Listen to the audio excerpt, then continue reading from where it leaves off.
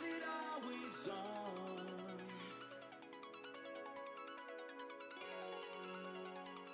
Just a light weight in your eyes. Against the odds, through the grain, you would never know me anyway. I'm just a light weight in your eyes. I'm just a light weight.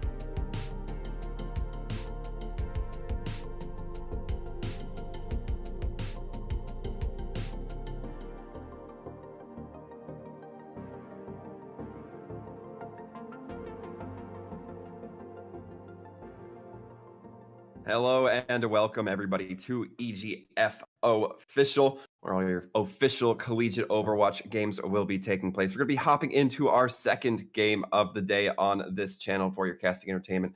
Sir Waltham and Dryad. Marist College versus St. Peter's University Dryad. These teams both have a pretty decent record. Yeah, definitely. And I'm actually really interested to see how this is going to unfold just because Marist, every single time that we see them played so far in this is the 6 weeks that we're in, they've won 3-0 in every match they face. There was one that was a forfeit, so maybe we don't count that one, but every other time they have completely dominated their competition. So this might be another opportunity for them to do so. I'll certainly see if that's going to be the case here. Looking forward to some of these games, just moving forward in general. Of course, now we have Marist versus St. Peter's, but looking into the future a little bit after that, we will have UT Arlington against Wichita. So another exciting match with a very close record line, if you will. And then it's going to be Fairfield versus Siena. Both, again, a very close scoreline. So doesn't seem like we're going to be experiencing a whole lot of tramplings, a whole lot of stampedes this time around, Dryad. Yeah, that's right. I think that the biggest difference could be the first match that we were talking about. But on the side of St. Peter's, they've had already enough time to get that preparation going for them to really adapt to and figure out what Marist is playing and how they can adapt to this, how they can play either to counter or to play to their strengths. So I think it's definitely not going to be as close as we would expect all those fans of Marist College. I believe it's definitely going to be a fight to be on the lookout for. We'll definitely see as we do just about get going here. Very excited to see. We are going to be starting off on Ilios, if my information is correct here. You can see those nice splash screens coming online. We already hear the countdown going on, and now we're getting a little bit of a preview as to the compositions teams might be running, Dryad.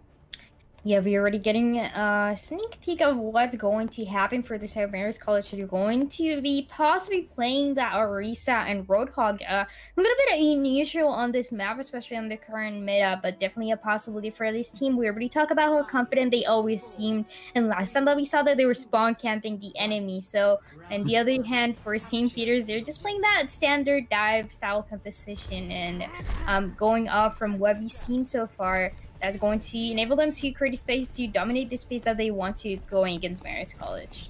We do see Taze lining up with that Winston, perhaps the most appropriate name for a chimp with a giant electro cannon. Now, as we look ahead, we see that Reaper Ricardo trying to really be that displacer onto the high ground, making Marist kind of have to be on their toes here. They don't want to let their tanks get too close. Emerald, however, getting too close to Rez, and then following up onto Ricardo. Now it's going to be St. Peter's who can really lead into this fight. Going to be taking the first fight win, although Emerald does drop on the exit.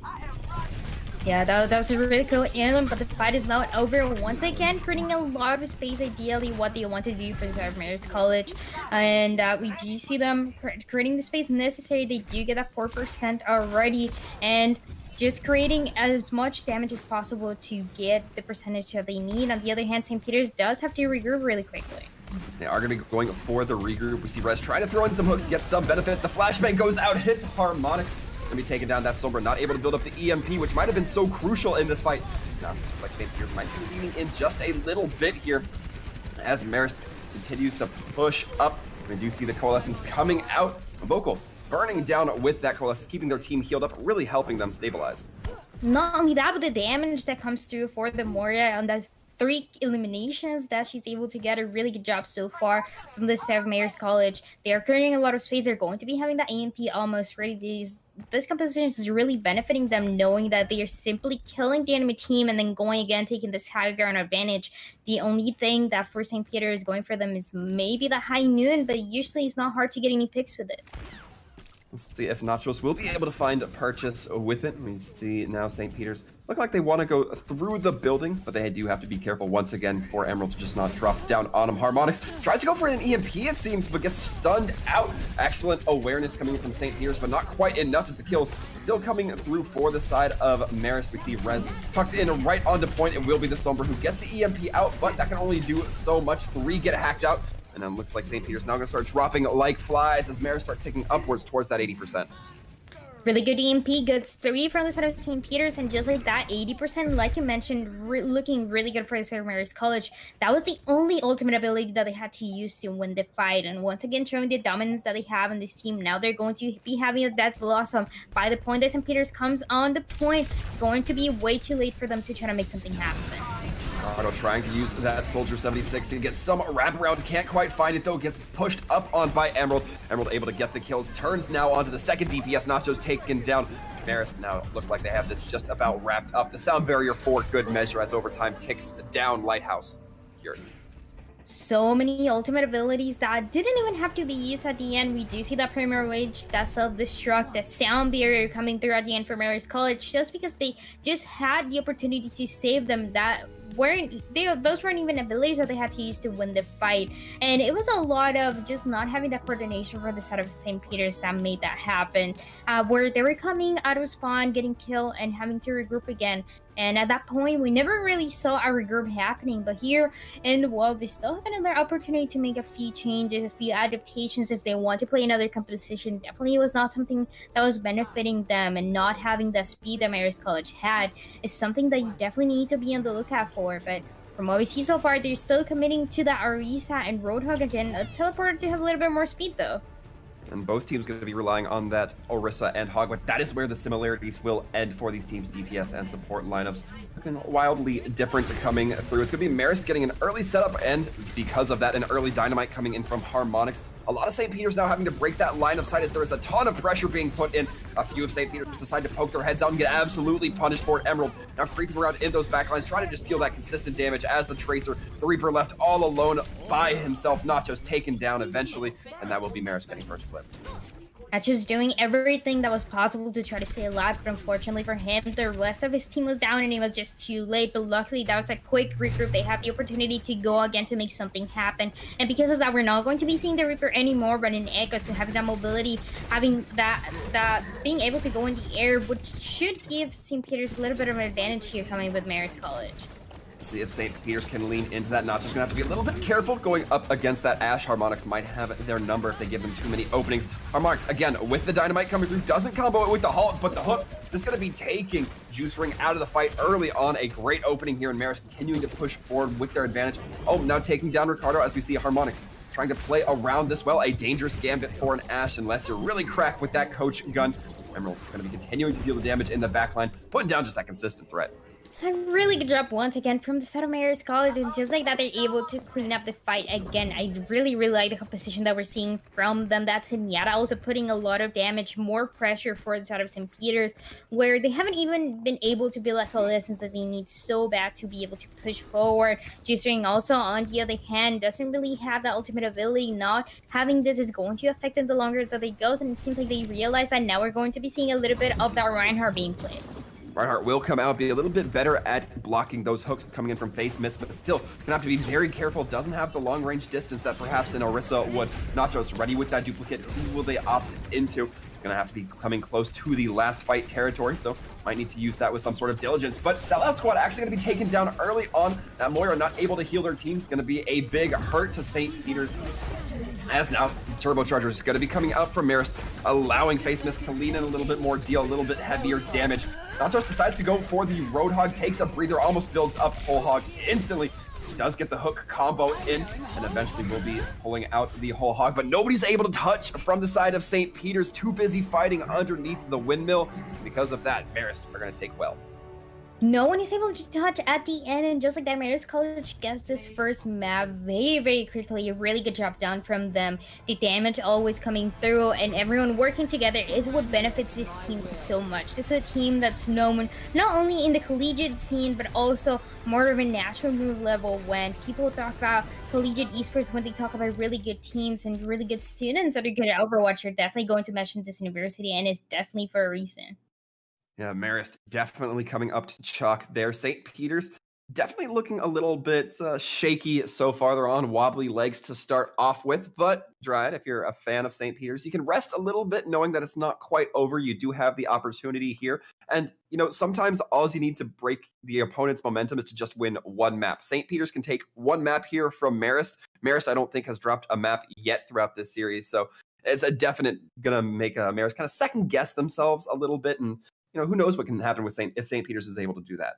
Yeah, that's definitely a possibility from them, and also to take into account that this was a map that worked perfectly in the hands of Marist College. But if St. Peter's has studied a little bit more of what Marist has been playing before, you can really come up to a map that makes them a little bit more comfortable to maybe doesn't really play to their strengths, because for Marist, every time that we've been able to see them, they like forcing the dive stall composition a lot, and it really, really benefits them just because they know how to play, they know how to work together. So if you force them out a little bit of that composition, making them maybe play a little bit more of a brawl could be very beneficial for St. Peter's.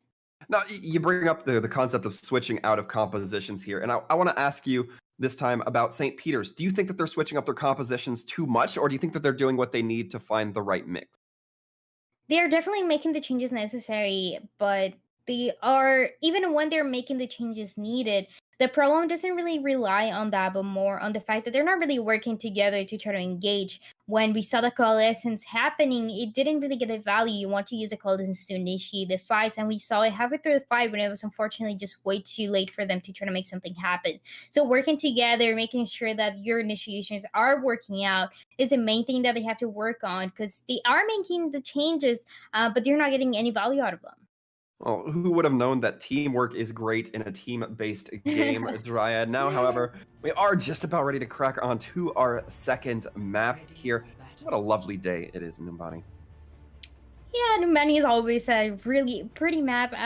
There's a lot of debate on if the map is actually good for players. I mean, many of them don't really like it, but when you look at it just the same way as anyone would look at Paris as a map, you think, oh, it's a really pretty map, but the moment they have to play is when you might struggle a little bit more to enjoy it. But overall, here you are able to play a lot of different compositions as well, so I'm very curious to see what they have to bring. We're already getting a little bit of a hint of what both teams are going to bring to the table, and especially a big difference where on the defense you're going to be having that brawl style. That means that for the side of St. Peter's, they need to make the initiations first to get value out of this composition. They need to have a little closure with Marist College, and when they're playing the dive, it might be a little bit more challenging for them. Certainly going to be challenging with Nachos on that Torbjorn. Torbjorn kind of famed as one of those heroes that are significantly harder to dive just because of his armor, his ability to throw out some big shotgun blasts. However, Marist trying their best to go through the bottom route, trying to take some high ground immediately. The turret is dealt with by Harmonics. So far, St. Peter's just waiting their time out, but know that Marist is probably going to go out of that high ground. We see Rez trying to hold up there, but St. Peter's has had enough time to get their turret back online and ready into the fight. And it's going to be Rez a little bit distracted, almost causes their shield to get hacked out. However, they are able to stabilize and return back into this fight. But the damage already been done by Marist, who's really heavily leaning into this fight. It's now going to be Emerald onto the point, blasting away at that Zarya. The high damage just cannot be contested. A last moment turret thrown up, as quickly dealt with. Just like that, Marist College is once again going to be able to take control of the situation. Natchez was able to get a 1 kill, but it wasn't quite enough. And, well, for Cesar Ricardo, he's about to have the tactical visor, which would be ideal situation for them to create space. You don't want the payload to push past this bus, past this corner. And if you use a tactical visor, make sure you're staying alive and behind the shield of your Reinhardt. That would be a really good option for them to take the space that they need to delay this push a little bit more. And St. Peter's University going to be sending Harmonics into the backline, hacking out that Reinhardt. Rez has to back out, and they can't defend the rest of their team, who off the back of that one hack now, Marist able to really lean into this. The coalescence comes through. Not sure it was necessary, but Marist is probably going to get it back quite enough. Yeah, it seems like they're just walking forward, and just like that, they're winning the fight over and over again. Once again, the ultimate economy looking really, really good for Ricardo. He decided to save his tactical visor, so it needs to be big now. This is the last opportunity that they have for the recontest to happen, but Marist College taking a lot of space. That EMP is going to come through, possibly with the Death Blossom as well, and that's all they need to take the point. They have a lot of time remaining, 4 minutes, 20 seconds for them. We already see Harmonics lining up, getting right behind that tank, but the dislocation of St. Peter's will save 3 of them from getting hacked, but not the other 3 as the kills now come in. Emerald able to get 2 with that Death Blossom, and this was all just to get that second tick for Marist, but they're going to be pretty happy about it so far. Nachos does take down 2, but that's merely a consolation prize at this rate.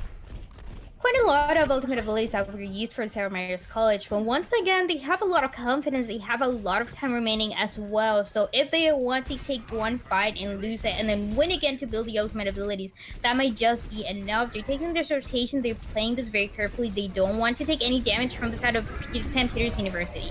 St. Peter's going to be trying to throw out some damage with that Molten Core going live. We do see Nathos pop the overload, but Rez, once again, Hacked has no choice but to just swing the hammer and try to back up an uncomfortable position for the Reinhardt, but Harmonix able to find it. Now the Diva Bomb going in with no shielding, Sellout Squad will drop.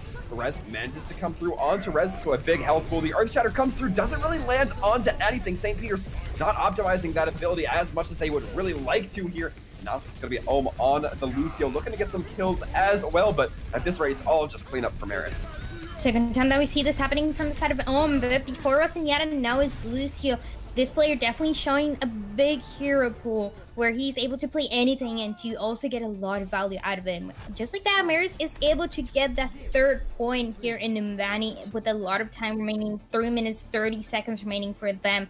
And St. Peter University is definitely struggling in this defense. I want to see them being a little bit stronger on the attack, but it's not going to be easy. Even when they are getting a few picks, especially from the side of Natchez, when he's able to make something happen, the team's not really capitalizing out of this, so it's really affecting them. It was a lot of combination, like we see right now with that EMP, with that Death Blossom that's enabling Marist to do whatever they want to take as much space as needed for them to win, and it's working perfectly for this team. Yeah, definitely have to give some big props out to Harmonix, getting some good hacks on the Sombra. A lot of times we talk about the tanks buying space, but it felt like whenever Rez got hacked out or was unable to use their shields because they weren't able to keep their head on a perfect pivot, it just caused St. Peter's University to flow right back towards their spawn, which is never a spot you want to be in if you're on the defending side. Yeah, the ultimate economy for Sarmaris is always looking good. They can get away with only using 1 or 2, and even when they overcommit, like we saw them also using that primary rate, they were still able to get a lot of value out of that. And it was also the coalescence where we talk about the coalescence being used for the initiation, but for this team, they actually decided to use it mid-fight, and it was more to keep the team alive until the last fight territory that they were in. There was a really, really good job from the supports once again from this team. Baku doing really good, and as well, like we talked on the Lucio, giving them the speed that they need. And St. Peter's just needs to figure something out here. It seems like they're going to be taking this low ground, playing this very, very carefully. Meanwhile, Marist already scouting them out. The double snipers coming through Emerald and Harmonix are going to be looking for those openings. The question is, will St. Peter's give it to them? St. Peter's going to take the wise option to go directly on to point. That means the snipers not going to be able to contest the point as much as they might like, but Emerald just still going to get the kills from on high with the Hanzo. See Harmonix trying to rain into the Reinhardt, into the Mercy. Now switching their focus onto the Echo, but Taze going to be taking that kill from him. Marist still whole. And so far from what we've seen from these two teams, the only time where St. Peter University has been able to get killed is under Natchez, where he's able to get 1 and then gets taken down immediately. So it just seems at this point like St. Peter's has to work around this player, make something happen with the Echo, with the Pharah maybe if they want to bring it to the table. And actually this is a really good start for them. We do see Harmonix getting taken down right away. And it doesn't look like the rest is going to be there from the Mercy either. Ricardo getting dangerously low, literally 2 HP there. Has to roll out, uses the flashbang just to buy a bit of space. But now St. Peter's are trying to utilize the early picks, but they just can't quite do it. Emerald once again getting some opening kills with Hanzo, or some following kills with Hanzo. Peeking down 2, but it's still going to be Marist who comes out a little bit more dominant in the kill feed.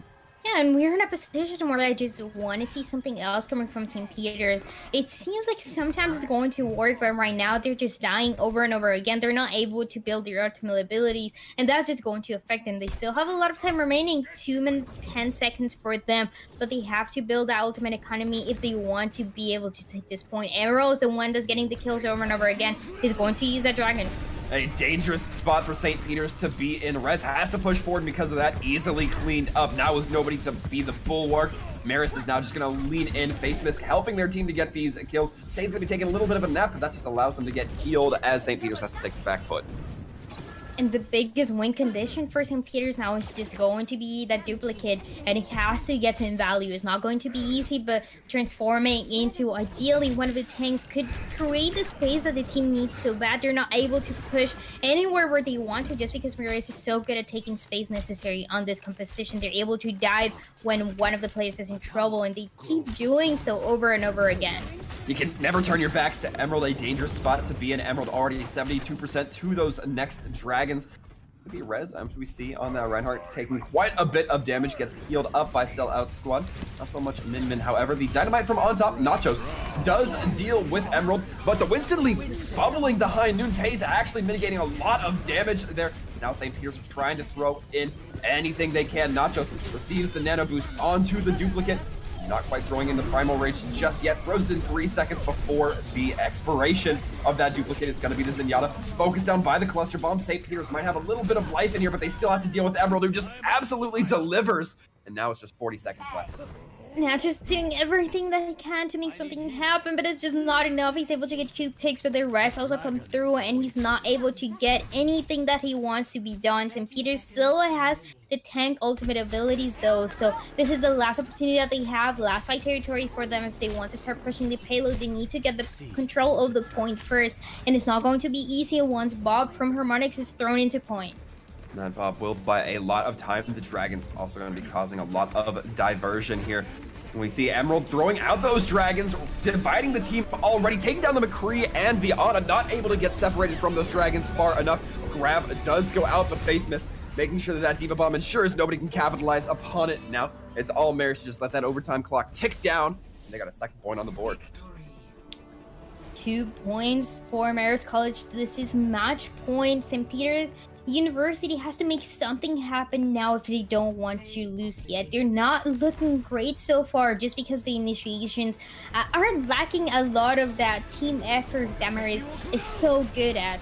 And once again, the highlight that we have to talk about is Emerald on the Hansel, also Harmonix on the Ashe, always able to get a few picks, poking a lot of damage to the enemy team and taking control of the situation. When we talk about double snipers, we always mention how good they are at controlling space, and this is exactly what Marist College did to take the advantage here in Umbani, where for St. Peter's, they weren't even able to push the payload ideally what they wanted to if they wanted to have another opportunity here. And speaking of one more opportunity, it's going to be St. Peter's University last chance saloon here, as it's going to be the third map. Again, Marist College in that win condition. But before we go on to that, we will be taking a short little break. So stay tuned, folks. Find out the conclusion of this match.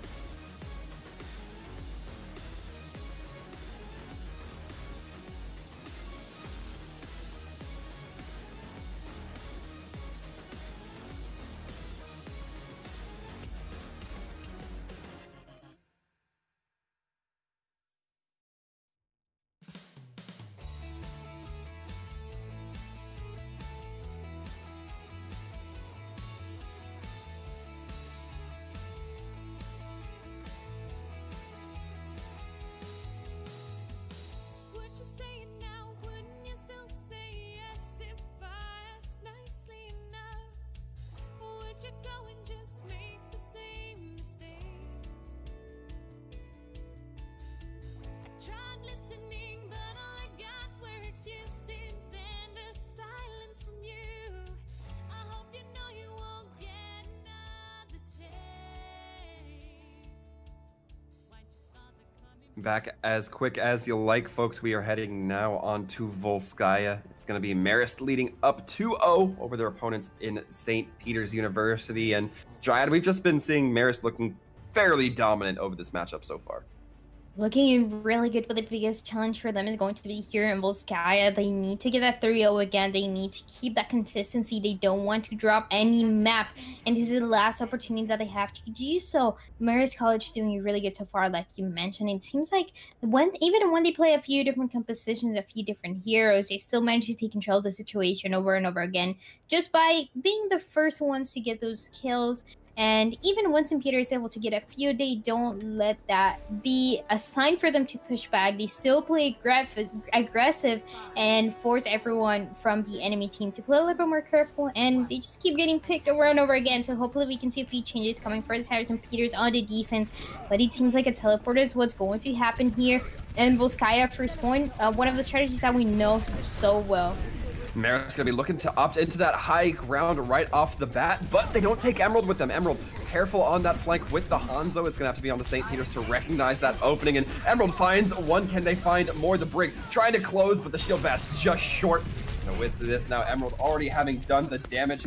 A couple shots in the mid as well, taking them down. Emerald with the wraparound absolutely comes in vital there. Mara getting those kills, getting those headshots over and over again, and just like that, they will be taking control of first. And a lot of time remaining, only one fight was necessary. No one from the Marist College was taken down, but for St. Peter's, everyone was forced to back half to play a little bit slow. The worst part for this defense is that they have no ultimate abilities coming up to use it defensively. The best opportunity they have is using that break and try to delay everyone, overwhelming them with this hero, but it's not going to be easy for them.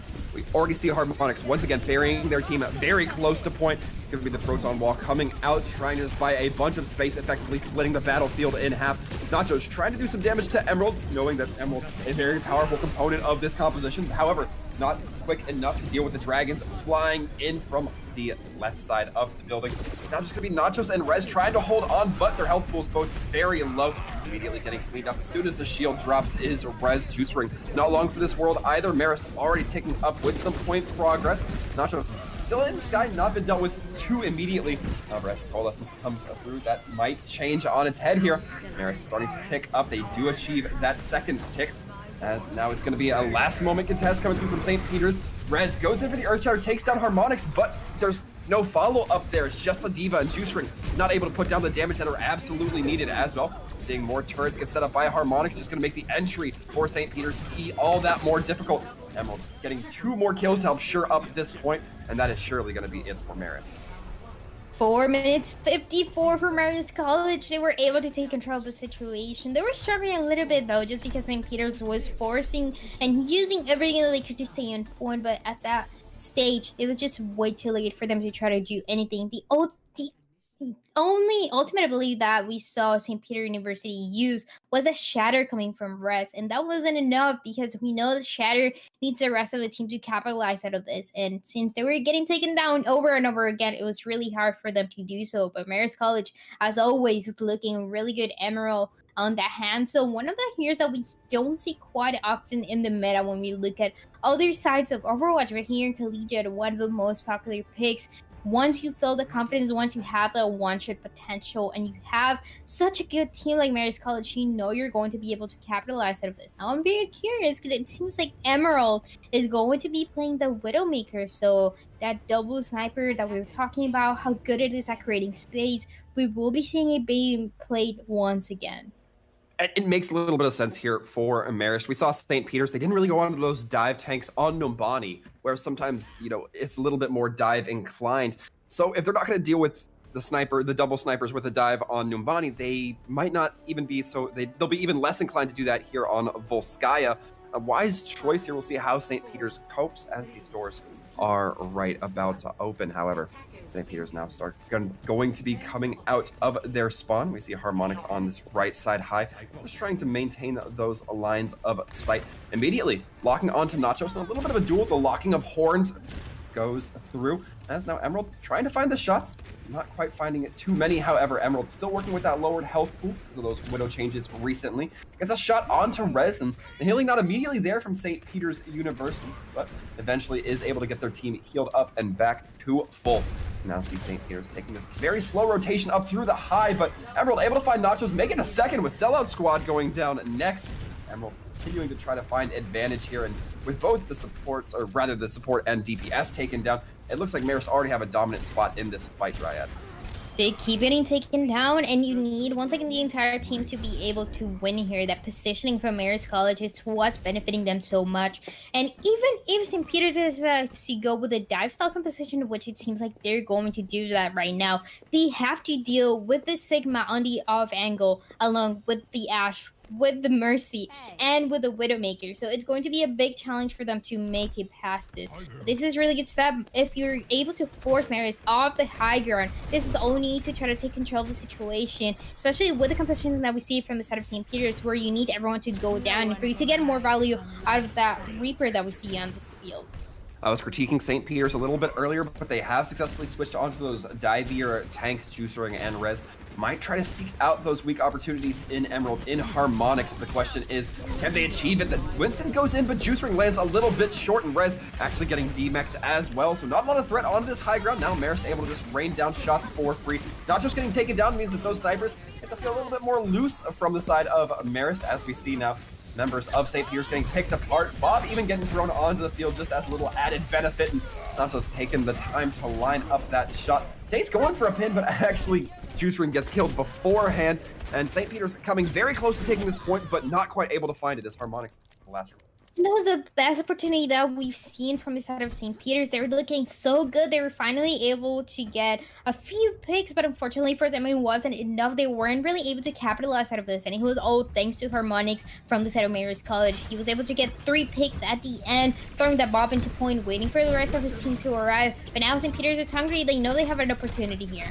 They are, we're back going to be seeing some compositional swaps coming in from Marist Emerald on the Tracer, just to try to get in a little bit faster, but it looks like it's going to serve them well either way. Ricardo, the only one to get kills for St. Peter's. The rest will come through from Marist as they drive back the rest of the attacking team. And it's going to be about 1 minute remaining by the time they're able to try to have one more fight going. This means this could be last fight territory, depending on how long they decide to take. Even right the second they start losing a few members, they have to back up and wait for them if they want to have another opportunity. No ultimate abilities, maybe that Primal Rage is what they need to push everyone off, and then with that Death Blossom, that would be the winning condition that St. Peter needs so bad, but it's not going to be easy to win against Marist College. And St. Peter's gonna have to be very careful of Emerald's Pulse Bomb here. Can do a lot of damage, especially to that support line. We'll see if it goes into effect here. See Emerald kind of dancing around the idea, perhaps trying to find that opening. Runs face first into Ricardo, but the Tracer typically going to be able to get away. You see Harmonix getting dove by the tank line of St. Peter's, but gets caught by Marist in the Gravitic Flux. Although damage being done by St. Peter's, it's 2 taken down by Ricardo, and that might just give them the opening as well. Bob on the point, allowing quite a bit of progress to be ticked up on that A point. The Pulse Bomb goes out a bit too late, doesn't sink onto too much, but Ricardo sure to clean up Emerald and send them home. And then in the last second, St. Peter is able to take control of the point. And for a second, I expected Marist College to try to see something happen, to try to have that recontest, but they know it's not going to be benefiting them. And they want to keep their ultimate abilities for the second fight that is going to happen. They still half of the time this Marist College had into their attacks, so definitely looking more beneficial to their side when Bob is going to be ready to be thrown into point the minute the St. Peter's decides to dive them. See exactly how St. Peter's opts into this. Harmonix taking a lot of damage and not just being sure to clean it up. That's got to be the opening here for St. Peter's. Dynamite leaning in, trying to put just some damage on that Reinhardt shield. All taken down now, no immortality field. The tanks gonna have to be very careful here as they can't get bailed out immediately by that Baptiste. St. Peter's still trying to put down some sort of damage, but it doesn't look like these kills are coming through quite as fast as they need them to. It's actually a disconnection on the side of Marist College. Not sure if this is going to cause a pause through the game, but St. Peter's now has the opening here either way. going to be Bob on the point. Eventually does flee, and now St. Peter starts taking up some progress, Dryad. They will be taking control of the point once again, and they are able to get one tick though. So ideal situation for the side of St. Peter University, but they still have a lot to do. That disconnection might definitely affect Marist College. We have to wait to see what happens to them, but they're getting taken down. Harmonix doing everything she can to stay alive. Seems like it's going to be too late. Certainly it will. Harmonix does take out the Mercy, so no res, but the res doesn't matter when everybody else is already there. And with that, St. Peter's not quite out of this fight just yet. Score 2-2. Yeah, it seems like there's going to be a pause while they fix that issue of the disconnection from the start of Marist. And that definitely cost them that second point. They didn't want to let it go. But actually, it was a really good job at the beginning by Natchez. He was able to get 2 picks, one of them being one of the supports. And that was going to enable the team to push forward. And there's still another chance for both of these teams. But like we mentioned, Marist College has a lot of time remaining. 4 minutes should be enough to take first and second in halftime remaining. It's definitely looking very good for Marist. St. Peter's were able to come back and, get that second point, but to the credit of Marist, how much of that is because Taze was, taken out of the game for a brief moment. It's a lot harder to hold that second point when you don't have a main tank. Not having a main tank definitely is one of the worst situations in Overwatch. You want to have that protection, even when we don't have a shield, especially. You want to have at least a Roadhog that can serve as a main tank, creating the space necessary for your DPS, for your supports to be able to stay alive a little bit longer and to take the space that you need to win the fight, ideally. That's what you want to do over and over again. But definitely we have to see St. Peter's, though. They were able to look really good into those last 2 fights. They were able to win. And once again, it just was all thanks to Natchez doing really good on the Ash. If we're going to have another map happen between these 2 teams, I want to keep seeing this performance from the player. And we will be getting this disconnection issue resolved here, folks, but it will require us to go into a little bit of a break. Never mind, I'm getting a word that Taze is actually reconnected as I said that. So this time it was the player's turn to literally caster curse the caster. That's okay. I'll accept it. Taze, you played me. Well done. But we are going to be hopping back into the game here in just a little moment, Dryad. Yeah, we'll be going back into the game, and like we mentioned, so we had both of the teams being able to control Ovoskaya, now going to 3rd and 4th round with the biggest advantage for the South Marist College. From one, it seems they want to play the same composition that we saw them play on the defense. It's just so good for them to take advantage of this, having that off angle, having that protection from Sigma with the shield, and then having your snipers to do the job while also making sure they're not going to get taken down by Natchez from St. Peter's University. So I want to keep seeing this from them, really good performance. But it seems like they're also going to be playing this Wrecking Ball. So a lot of a variety that we've seen from these 2 teams. Overall, Marist College being the one who's able to get more skills. Let's see, as Marist now going to be lining up on that defense. As you mentioned, Taze on that Wrecking Ball. I don't believe we've seen the Wrecking Ball come out quite yet today, so an interesting little mix-up to, I guess, perhaps close our second match of the day. But more importantly, as we look ahead, again, the double snipers coming out on the Zenyatta as well. Zenyatta is really, really good on this map, actually, and if we're going to be seeing a team pulling it off, it has to be Marist College. Has already gotten a few picks when we saw him playing Siena, and Ilias, he was having a really good performance, being able to put a Discord orb into the enemy team, and the rest of the team, the DPS, being able to capitalize to put more damage. So really good positioning as well. Amaro playing a little bit more distant, just making sure that he's able to stay alive. And on the other hand, you're going to be having that off angle that we were talking about. So really, really good job as well from the supports, keeping him up, but also creating more space ideally while you want to have on the defense. And we already see Ricardo tucking into that Sigma, really putting that damage down now, trying to turn their attention to the Wrecking Ball, however, can't quite find it. St. Peter's do lose the mech from Rez, though. Mercy barely able to get away, chased down by Juice Ring, and now St. Peter's starting to tick up towards that second point. The dive coming in from Juice Ring, some great coordination onto Emerald. Taze is going to be the last member to be able to touch for the side of Marist. The question is, when will they do it? The answer is now, but quickly backing up. Yeah, might be another touch going on for this Wrecking Ball, but I don't know if anyone else from Santa Maria is going to be able to touch. Just like that, St. Peter's going to take control of the first point, and they're looking so much better to dive, looking better than the other compositions that we've seen them run, just because they were able to work together to take that high ground advantage that they needed so bad.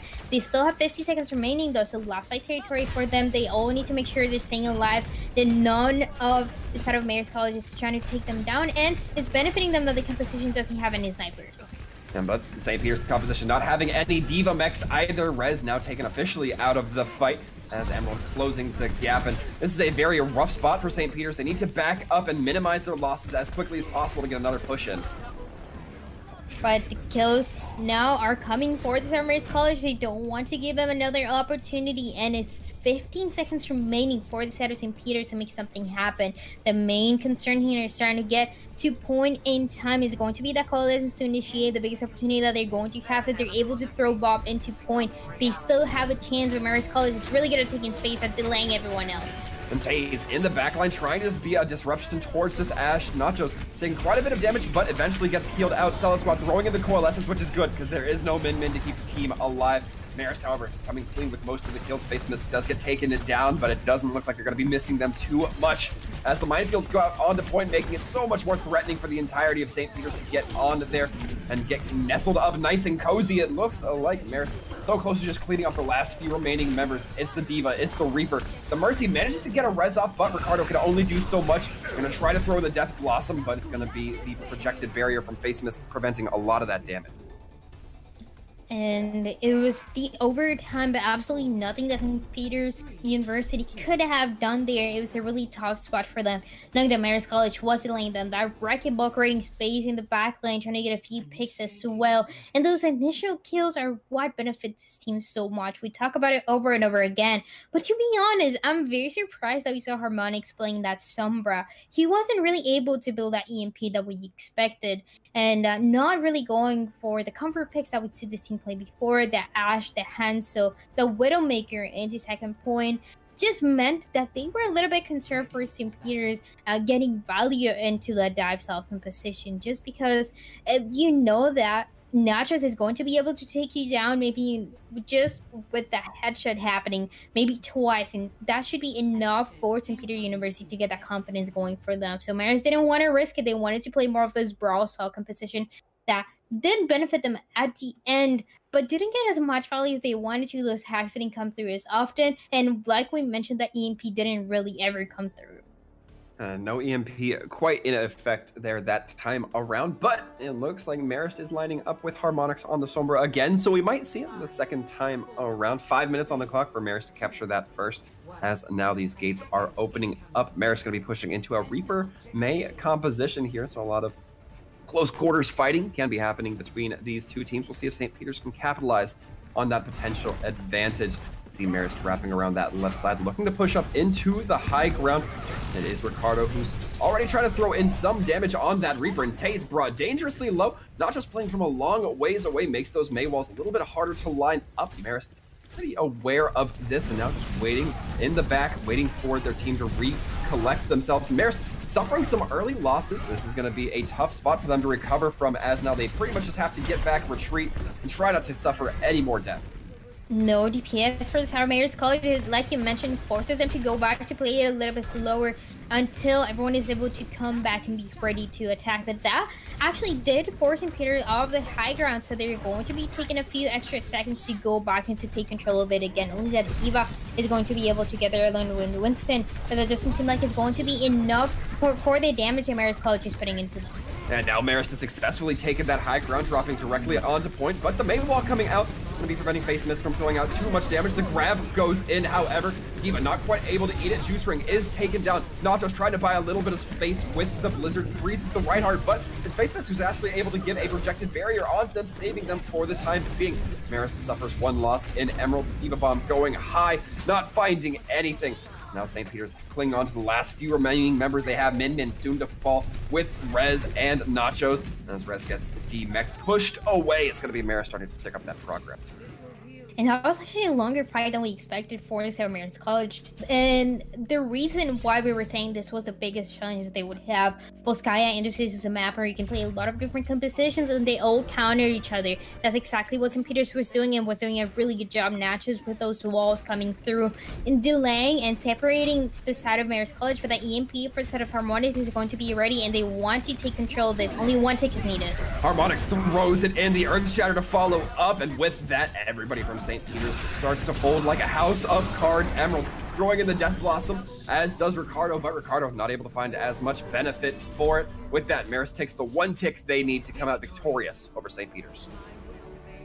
And a 3-0 once again for Marist College. St. Peter definitely did try their best, especially at the end here in Volskaya, but it wasn't quite enough. Really, really good job from the St. Marist. Always taking the advantage, always knowing their winning condition. And that is what differentiates this team compared to everyone else. When you look at the table, when you look at the positioning that everyone is having, they're always the best for this season. They're able to be very flexible to play any composition that they want and also have that synergy going for them that's so important in Overwatch. That synergy definitely proving them very strong on the side of Marist. As we can see, their win streak pretty much goes uncontested with St. Peter's now their latest victims to be falling to them. And a quick match here, Dryad, but that only leaves us a little bit more time to go into our interview here. And we'll be getting that set up for you folks at home in just a moment, but stick around. It will be on the other end of this break.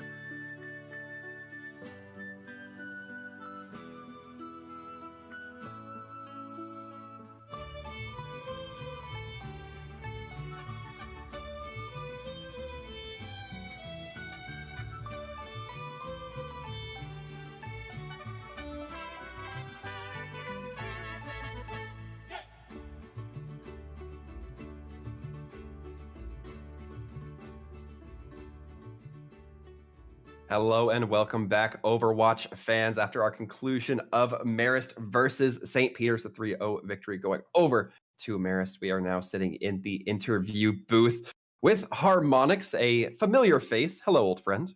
Hi, how you guys doing? Doing well. Congratulations on your victory over St. Peter's. It looked pretty breezy for you guys. Yeah, thank you so much. Now, I guess the first question I have, the plays, especially from you, that stood out to me the most were on Numbani. It seemed like St. Peter's were really having difficulty coping with the Sombra play that was coming out from your team. How were you able to find those openings, I guess, in the tank line or in the entire team, really? Yeah, so my priority there was definitely, I'd say, the Reinhardt, because once the shield goes down, my team was able to push in. So I usually just went on the flank, looked for when he was distracted by my team, and then I would go for the hack. And then once that happened, my team was able to push in, and we were able to take the fight. Yeah, and also talking a little bit about your DPS, and so we saw a little bit of the double sniper being played by your team, and then we saw that Sombra coming through. So how do you just have to change the composition? Because there's a point where St. Peter's was doing pretty good, getting a few picks by Natchez on the Ashe. Was this a way to protect yourself from getting picked, or just a way to counter the strategy from them? At first, we want to play a bit slower, and then so we went with the double sniper there. But once we saw that they were doing more of dive, we decided to adapt and play to what we're more familiar with for sure, and play what we're used to. Yeah. So when you are making these changes with your team, is this something that you decide who really takes the initiative to? Oh, maybe we should be playing something else right now. Maybe we should play something different into second point. Who's making those calls all the time? Um, for this game, it was definitely I'd have to shout out Face Misk for that one. Face Misk really took lead on comms today, and he was definitely a leader. So big shout out and thanks to Face Misk for making those comms and calling out those changes. All right. And Harmonix, I know that this is pretty old hat for you. I mean, you've been in the interview booth quite a bit for your team, but before we let you go, we do like to give you the opportunity to give any shout outs, show some love to whoever you feel deserves it. Yeah, like to shout out our coach Jack. He couldn't be here tonight. He's dealing with some stuff, but we know that he's always here in spirit. Shout out to all the Marist fans in chat, and yeah, shout out to my team for doing what they do best. All right. Well, fantastic. Once again, thank you, Harmonix, for popping in here and answering a few of our questions, and congratulations. Thank you so much. Now, with that Dryad, we just are about ready to conclude the St. Peter's Marist game. Once again, Marist going to be taking the 3-0 victory, but don't despair, folks at home. We are not quite done. We still have 2 more games coming up. It will be UT Arlington versus Wichita State and Fairfield versus Siena. So definitely something to tune into. Make sure you guys catch it after the break.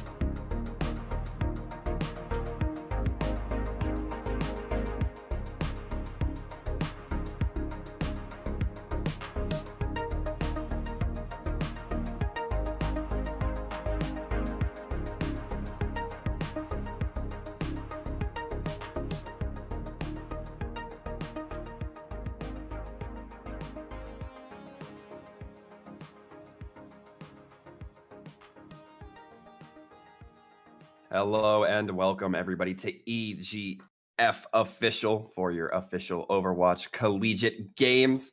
We are going to be going into our third game of the night here on this channel. Sir Waltham and Dryad once again at the helm, ready to cast some excellent games. It's going to be UT Arlington versus Wichita State. Dryad, what's our read? Well, we were looking at these two teams and making a little bit of an analysis before, and when we look at UT, they have been doing really good. But Wichita has also had a really good score. It's just not that 3-0 that you would expect, and that we think of when we look at, for example, the match that we saw where Marist was doing really good. They had all 3-0s in every single match that they won. But Wichita, they have some victories, but it's a 3-1, maybe a 3-2, so it looks a little bit tougher for them. And UT looks a little bit more confident. UT Arlington definitely has the biggest fan base here just because of their scores, but seems like it's definitely going to be a closer match for us. I'm hoping so. I always like a little bit of a longer set of Overwatch games, if I'm being a little bit sincere there, Dryad. But as far as what we can expect to see tonight, for sure, this is absolutely locked in the books. We know we're going to be seeing Ilios, Numbani, and Volskaya Industries. However, if there are more than 3 games, we'll also be seeing Dorado and Lijiang Tower come into the fray. So very excited to perhaps see those maps come into the mix a little bit. Yeah, definitely. And the fact that we're starting in Ilios just brings a lot of possibilities when we're going into ruins. We can maybe see a sniper being played out. We can see also a little bit of that brawl style coming through, and so many opportunities for these two teams where Wichita has been a little bit more known for playing the composition that benefits them the most, and just kind of sticking to that definitely because it's working out for them. But I do expect to see a little bit more variation coming through for these two teams to try to take the victory tonight. We'll absolutely see how that adaptation comes into effect here. We'll be hopping into Ilios in just a few moments. But Dryad, normally this would be the point where I'd like to talk about things like metas and compositions. But when it comes to these collegiate teams, it seems like they're not as necessarily locked into what might be most directly meta. And that's something I find so fascinating in this dynamic. And this is also one of the best things about Overwatch. Even when we see the pro players, the Overwatch League, style of meta coming through, that doesn't necessarily mean that everyone has to play it, and it just enables for a lot of variety for teams, especially here in the collegiate scene, where they're able to play whatever their comfort picks are and usually get away with it. And that's exactly why for these two teams you're seeing very different compositions, where ET Arlington is going to be on the Roadhog Wrecking Ball, creating a lot of space for his team, but Wichita is going to be on the brawl style, more the standard we would expect here.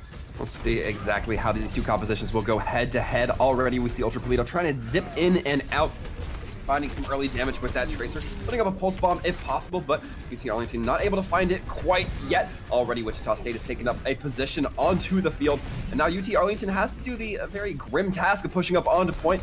Not a whole lot of shielding to provide them that benefit. Because of that, Wichita State is going to be getting the first point flip. And Arlington taking some damage here. They don't have a whole lot of natural covers. They have to back up a lot farther to take advantage. Wichita State now leading into the kill onto Creeks, as we see the Coalescence coming online, trying to keep their team alive, trying to keep the enemy down in the dumps just a little bit more. Sombra, we hear Dez trying to fire off that SMG, not able to find enough as Wichita State continues to tick. But so far, really good job from Siena, able to get the coalescence coming through so early into the fight. And yeah, it's only 30% for the side of Wichita, but a big opportunity for them to try to build it up. The biggest challenge that they're going to have is that EMP is about to be ready by Des. He has to make something happen for his team. If he's able to get this EMP into the tanks, that would be ideal situation to directly counter the brawl style that we see from them. Execution taking an early hack at Tomato Lord, getting a bit bold. They're not quite able to roll back into their team because of this. We're seeing UT Arlington invest a couple of ultimates that aren't necessarily paying off. The Pulse Bomb, the EMP, none of them really finding anything, and Wichita State still gets to hold on to most of their ults. They're taking control of the situation again with already 55%. They're looking really good. That EMP did come through, but a few of the players from UTR think were already down. And then Des was down with the summer, and there was absolutely no way to get value out of this ultimate ability. So now the Nano would be the best opportunity for this team, going to one of the tanks, ideally going into that Sigma, creating a lot of damage if they want to pass this. Already see Wichita State lining up again. The ult's highly in their favor. Everything going to be online. It starts off with a grab and the Nano onto Tomato Lord. Not going to be able to do too much with it as they do get locked down for a majority of it. However, they will be able to drop the mines on their Wichita. Not going to be able to get too comfy right up onto those mines, but the sound barrier is going to come out to keep everybody alive, courtesy of Foxicon. Now we see Wichita State really leaning in with that coalescence, but a nice sleep onto Seed prevents it from getting too much value as UTA starting to come back with a couple of kills of their own. Overtime has ticked down. Dez now looking to put the damage onto the Reinhardt, onto the Lucio. The Lucio falls, and so will the Reinhardt as the point flips for Arlington. That's doing really good at the end, along with his other DPS, taking control of the situation. The Super just kept getting taken down over and over again, and this is something that they definitely need to watch out for. Having the Siena means that everyone from the side of Wichita is going to try to counter him, and they only need to win one fight to take control of the point again and win this first sub-map, so they need to be very careful how they want to play here. With the Super Juice trying to peek from way beyond, trying to get some damage with those Zenyatta orbs. Perhaps build up another Transcendence if possible. Wichita State did invest a lot of ultimates just to lose the point, so UT Arlington has the opportunity here, especially with that Gravitic Flux, especially with those dragons, to lock down a lot of members. Execution actually taking quite a bit of damage. Going to be the Kinetic Grasp coming online, or rather the Gravitic Flux coming online, and UT Arlington able to get in a lot of damage. The Dragons getting thrown in a little bit late, but UT Arlington will still have some ults in their bank. Really good control of space from the side of UT Arlington. Getting to the 50% ideal situation for them. They need to win at least 2 more fights to make sure that they're able to win this point. And it's not going to be easy, but the Nano from Darko is going to be ready. Has to go into one of the tanks, creating a lot of space, maintaining the control that they have so far. Would be an ideal situation for them. But once again, we know that the support line for Wichita is really strong. They need to get their ultimate abilities fast. A nice couple of charge shots from Super Juice will build up that Transcendence, and Seed going to be taken down early, meaning no Coalescence available for Wichita State. A great opening, and Ultra Polito doesn't even care about the Coalescence, just landing these body shots and headshots all around. Free body shots for everybody like it's Oprah right now. 3 kills for this player. This hands are doing really good. We were talking about how important it is hands, so to be playing this collegiate scene, and it's just players are really able to pop off when we see this here. Now the last opportunity for both teams to try to take the advantage, to try to take control of the point in the minefield with what initiates this. Dynamite thrown in the high noon, doesn't quite find anything, tries to get some damage, but it's going to be Dez's turn, finds full execution. That Reaper not going to be able to get tucked into point where these perhaps the most lethal. The grab goes out, but Super Juice has the Transcendence active as the grab goes out, not able to find a whole lot. Fluffy dropping the Earth Shatter, not again able to lock down too many members. Ultra Polito throwing in the Dragons just to clear out the point a little bit. The Gravitic Flux as well, just to ensure things. UTA locks down everything to ensure that Wichita cannot touch. And those Dragons also creating the space necessary to point. Ideally what you want to use when it's so close, that 100% against that 99, and something had to happen. Really good job once again from this hands of creating this space. And for the side of UT Arlington, they were struggling a lot of debating to try to initiate those picks, but once they had it going for them, they didn't let it go. This really good performance, and it seems like we're going to be seeing those supports coming through. That's Zenyatta and also that Baptiste. They created a lot of damage. They're really good at shield break. So if we see this again coming through here in well, this is a very good situation for them to take control of the space as well. UT Arlington stumbling a little bit initially, but able to turn it around and lock down the point. We'll see if they'll perhaps go for a little bit more direct route of the 0 to 100, or if Wichita State will put some points on their board here at Ilios, as we see Tomato Lord going on that Wrecking Ball, already getting wrapped around into Wichita State's lineup. Execution taking quite a bit of damage. That turret will be going out, and Execution taking a couple of arrows as well for their trouble. The turret will be brought down, and it looks like Wichita State now not having as comfortable a point positioning as they did first time around on Lighthouse. Tomato Lord making sure to displace as much as possible, gets stunned out, gets put a lot of damage, but doesn't quite get brought down, able to escape with a few points of health left. It's going to give UT Arlington enough time to wrap around, get the point captured, and in the meantime they even take down Seed, so not going to be able to build up that coalescence rather as much as they would want. UT Arlington now in a pretty good spot. And as a Wrecking Ball, you just want to stay alive, you want to be destructive. That's exactly what Tomato Lord is doing over and over again. He went really low before, but he was able to stay alive to get that mega ideal situation for him. And the faster that he's able to be destructive and to get the ultimate ability, the better it's going to be to create the space necessary for his team that already has a 30% on the board. Execution trying to throw down some turrets, but they're getting dealt with from the side of UT Arlington as fast as they go up. Although Wichita State now pushing in pretty aggressively. You see the coalescence coming through from Seed, doesn't find too much, and because of that, UT Arlington able to strike back with a transcendence of their own, able to get some kills. Dez goes in for the headshot on the Moira, doesn't quite have the damage, but turns right back around and cleans it up. And Foxycon, she's able to get 2, but it wasn't quite enough for his team. And now this is a very tough spot. And 50% already for UT Arlington. Something has to happen. Foxycon was trying to do everything that she could into that Lucio, but now the Sunbury is going to come through. That was another opportunity for her team to take control here. And those tank abilities would be also ideal, but UT Arlington doesn't want to let it go just now. They do not. They have that Gravitic Flux. They have the Minefield. They have a lot in their banks. Wichita State only coming up on the Sound Barrier and the Torbjorn Molten Core. We see Creets throwing in the Gravitic Flux, but gets flashed out, perhaps trying to get a little bit too wrapped around. Execution getting booped off by Tomato Lord with Dynamite. Sound Barrier can't save you in that instance. Now Tomato Lord looking to continue to press in some harassments. Gets locked down by the Zarya. The graph going out just to secure the 1 kill. A little bit risky, especially since UT Arlington has this man advantage. Dez backing up, trying to avoid that Zarya, trying to minimize the damage that comes through. Locking down anybody who might be coming in from the spawn. Wrecking Ball getting tracked down. Dez able to pop the Deadeye before they're able to break that line of sight. Now the Echo coming in, not going to be able to withstand the massive firepower coming in from these hit scans. Dez continuing to deliver, getting the kill with the flashbang. Overtime is going to tick down. Arlington looks good for this one, and in fact, they get it. And just you predicted, we were talking about getting from that 0 to 100 right away. That's exactly what UT Arlington did. They do take Ilios in a really good way. Once again, we were talking about how they were struggling at the beginning, but they were able to take control right after, and they didn't want to let the point go. This was a really good job as well from Tomato Lord, always creating the space necessary. He was going really low. He was creating the space necessary for his team and making sure as well that he was staying alive, which it's not definitely easy as a Wrecking Ball, knowing that the entire enemy team is going to try to counter you, especially in those close spaces. But he was able to do exactly what you would expect from a Wrecking Ball, in addition to getting a few boops, a few kills that you love to see. Yeah, I mean, there were so many times where I could hear you kind of gasping as Tomato Lord barely got out of there with, 50 HP, 20 HP. And that's really the kind of control you need with that tank line. I mean, UT Arlington, again, they took a little bit while to warm up, but luckily it didn't take them more than Lighthouse. And even then, once they got Lighthouse, they were still able to hold it to that full 100 completion. So far they're setting a good pace for themselves, but Wichita not looking extremely weak in their own right.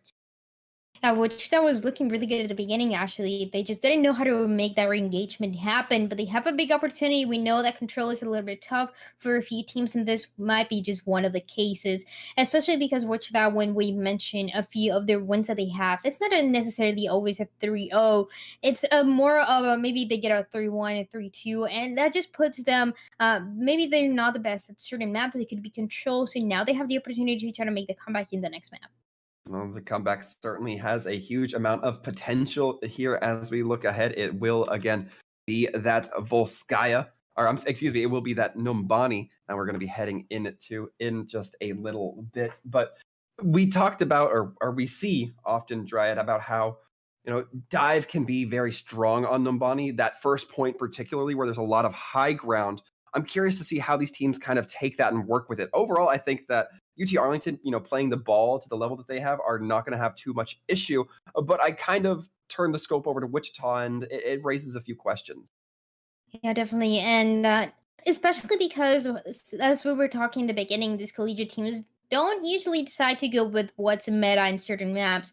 And even when we see UT Arlington being really good at this Wrecking Ball, possibly being really good at this Diva and having that synergy going for them, that doesn't guarantee that you're going to be playing this composition. So there is a lot of pressure if they want to counter and to play a little bit more aggressive. This would definitely be one of the opportunities, just because of the great amount of high grounds that we've seen in Banny. If you're able to take control of the high ground, trying to take control of the point, this puts you in a really good spot to start moving the payload. So if we're going to be seeing that dive coming through, I would expect them more to be coming from UT Arlington. We will exactly find out now, as we are about to be heading into the lovely lands of Nombani. A little bit of a nice rhino statue there. I did pass kindergarten. I know that that's a rhino. You can't fool me. But now we are looking at UT Arlington, who are going to be starting off on the defense here. And no surprise, we see the Wrecking Ball Sigma coming out, Dryad. Yeah, the Wrecking Ball Sigma. And if I were to pick a favorite off tank to be played in this map, especially first point, I would definitely say Sigma, just because he's really good at taking control of those off angles and also staying in the high ground that we were talking how important it is to do so. So Kratos is going to be in the Sigma, creating a lot of space, and he can hold the high ground to the right, to the left. He can decide. It seems like he's going to be on the off angle along with his DPS, and with the Siena, which is ideally what you need to make sure they're able to stay alive. So a lot of poke damage is going to be coming through from UT Arlington, and Wichita might be having a hard time coming through. We'll see exactly the route Wichita chooses to take. It looks like they are going to be going through the low ground, but we already see Tomato Lord perhaps trying to cause a little bit of disruption, distraction, and displacement coming through, accidentally knocking around that Sombra, perhaps mistaking or disrupting Wichita's plans even further. Flexecution has to translocate out, and that's going to make this push take perhaps just a bit longer. The Electrocution may have been going back to the spawns for a character change, but Tomato Lord gonna be chasing them down, meaning that Wichita State now down one member who cannot disable their opposing team. And Seed once again getting taken down. That Coalescence not going to be able to be built up enough. UTA has a huge advantage here. They're able to push up. Zeal Shapolito trying to leap towards that Lucio. Not quite able to find it, but Fox Icon will sure enough take themselves off the map. Really good first fight. Now it seems like Creeds and everyone else from their team are going to have to take the high ground again, take that position that benefits anyone from defense so much. And that was a really good initial pick that we saw from them in the beginning, taking down Flexecution on the Sombra. That means that there's going to be more time for them to get that EMP, then they can better prepare that. They need to get Super Juice with that Transcendence so they can counter this ability once it comes through. But in the meantime, they will be also trying to contest the high ground from the other side, taking it very slow, poking a little bit of damage. We do see this couple of swaps coming through from Wichita. We'll see if it finds them any benefit, but Fluffy immediately going to be taken down, not finding the benefit there for that player. And already Dez putting down a lot of damage through this high ground, able to just really oppress the side of Wichita State. And they win the fight. It forces everyone all the way back from the side of the attackers. They know they need to stay alive and push together. I really like seeing this. They're not overcommitting, but they know they can't get value out of this now. They're just going to wait a few more seconds, but UT Arlington looking really good in the ultimate economy. Going to throw Bob into point when necessary, and that should delay the side of Wichita a little bit more. Very importantly, Flexecution only 50% of the way to their ultimate prior to that kill onto the Wrecking Ball. And now already almost 80%. We see Darko dropping down, dropping the amplification field, and it's going to be a little bit of dueling windows here. However, Seeds lasts a little bit longer as it was invested a little bit later. Bob now going to be onto the field for UT Arlington, just trying to cause a little bit of stall as well. Throw in some damage where it might be necessary. Wichita State not really getting the necessary kills, at least that is until Tomato Lord falls. Darko is soon to follow up. UT Arlington has the ultimates. They're going to invest it. They really do not want to let this first point go. It's going to take down the Orisa. Super Juice now giving their team just a little bit more reinforcement. Flexecution having to translocate out. Dynamite not quite able to land the shots onto the Zenyatta with the headshot, with the flashbang. It's going to cost him as now Super Juice looks to strike back. Dragon's going to be coming through from the Hanzo. UT Arlington trying to create a little bit of space here, but can't find much as Kelekil going to be looking to push forward with that Sigma, dealing the damage, and finally Wichita State have got themselves some breathing room. Wichita takes control of the point, and that was a really good job from them. They forced the Transcendence to come through for Super Juice, and just like that, he didn't have the Transcendence for the EMP. They were able to get value out of it. No one was able to run away. Now, Wichita will be pushing this payload, and they're looking pretty comfortable with this double shield composition. They are going to be able to protect themselves a little bit better from all the poke damages coming through from ET Arlington. So, ideal situation for them. They just have to work on getting those ultimates. That initiation for now might be the Fox coming through. We do see the mines dropped right onto cart. Wichita State has to back up just a little bit. Collect Gil gonna be brought dangerously low. No longer the Flux in question, but Tomato Lord striking back from beyond the grave with the mines. It's gonna be Fox Icon taken down. Des throwing in the dynamite, trying to get the damage in, but not necessary as Wichita backs out.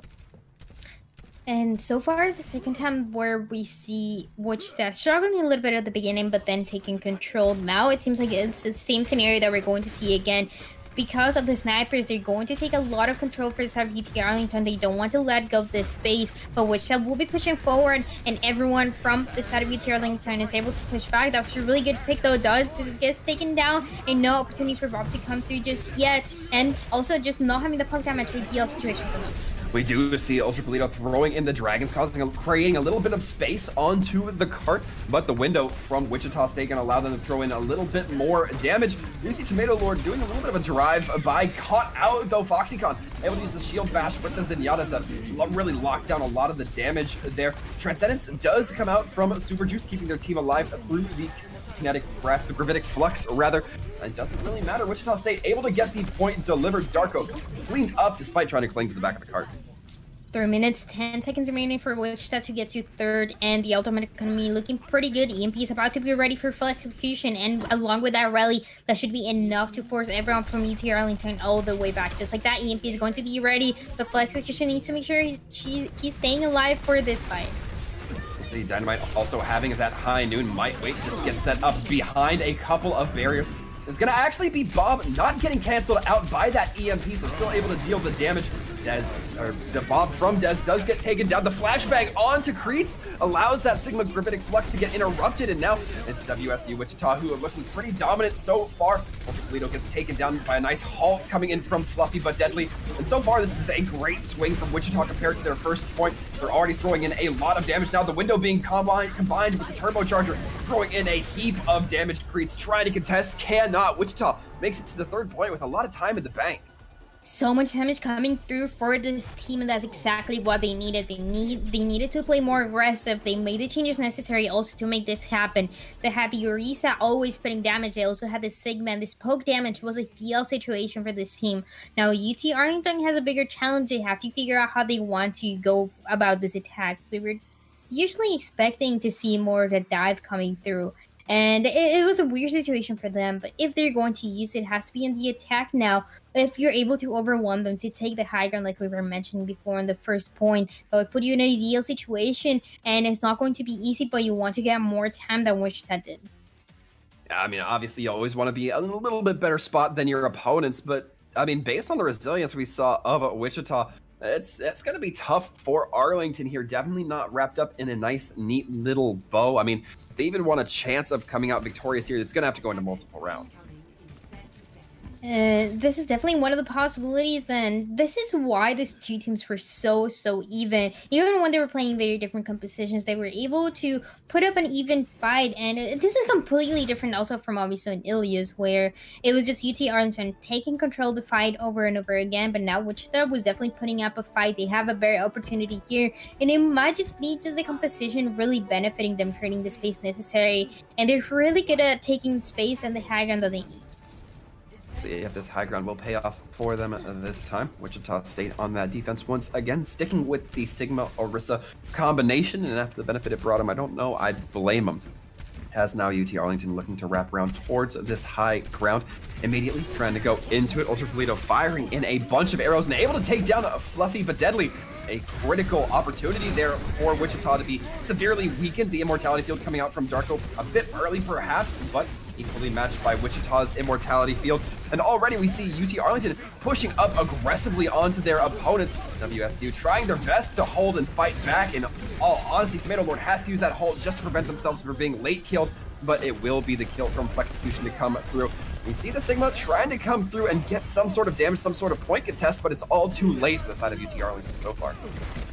It seems like it, but they're still committing the ultimate abilities. Every single ability from Baptiste was used to try to stay alive, but he gets taken down right away. And it just doesn't seem like UT Arlington will be having this push. And right now we are seeing a little bit of the regroup come through. Wichita State suffered a couple losses, but they're going to get their members back fast enough. Yeah, it should be really good. And that was a really tough spot as well for defense, just because Fluffy but Deadly is supposed to be creating the space necessary, and holding the space just like Arisa is really good at. But the moment that this play was overwhelmed a little bit more from what we saw before, that puts him in a tough spot. He got taken down immediately, but luckily his team was able to hold for a little bit longer and make that comeback.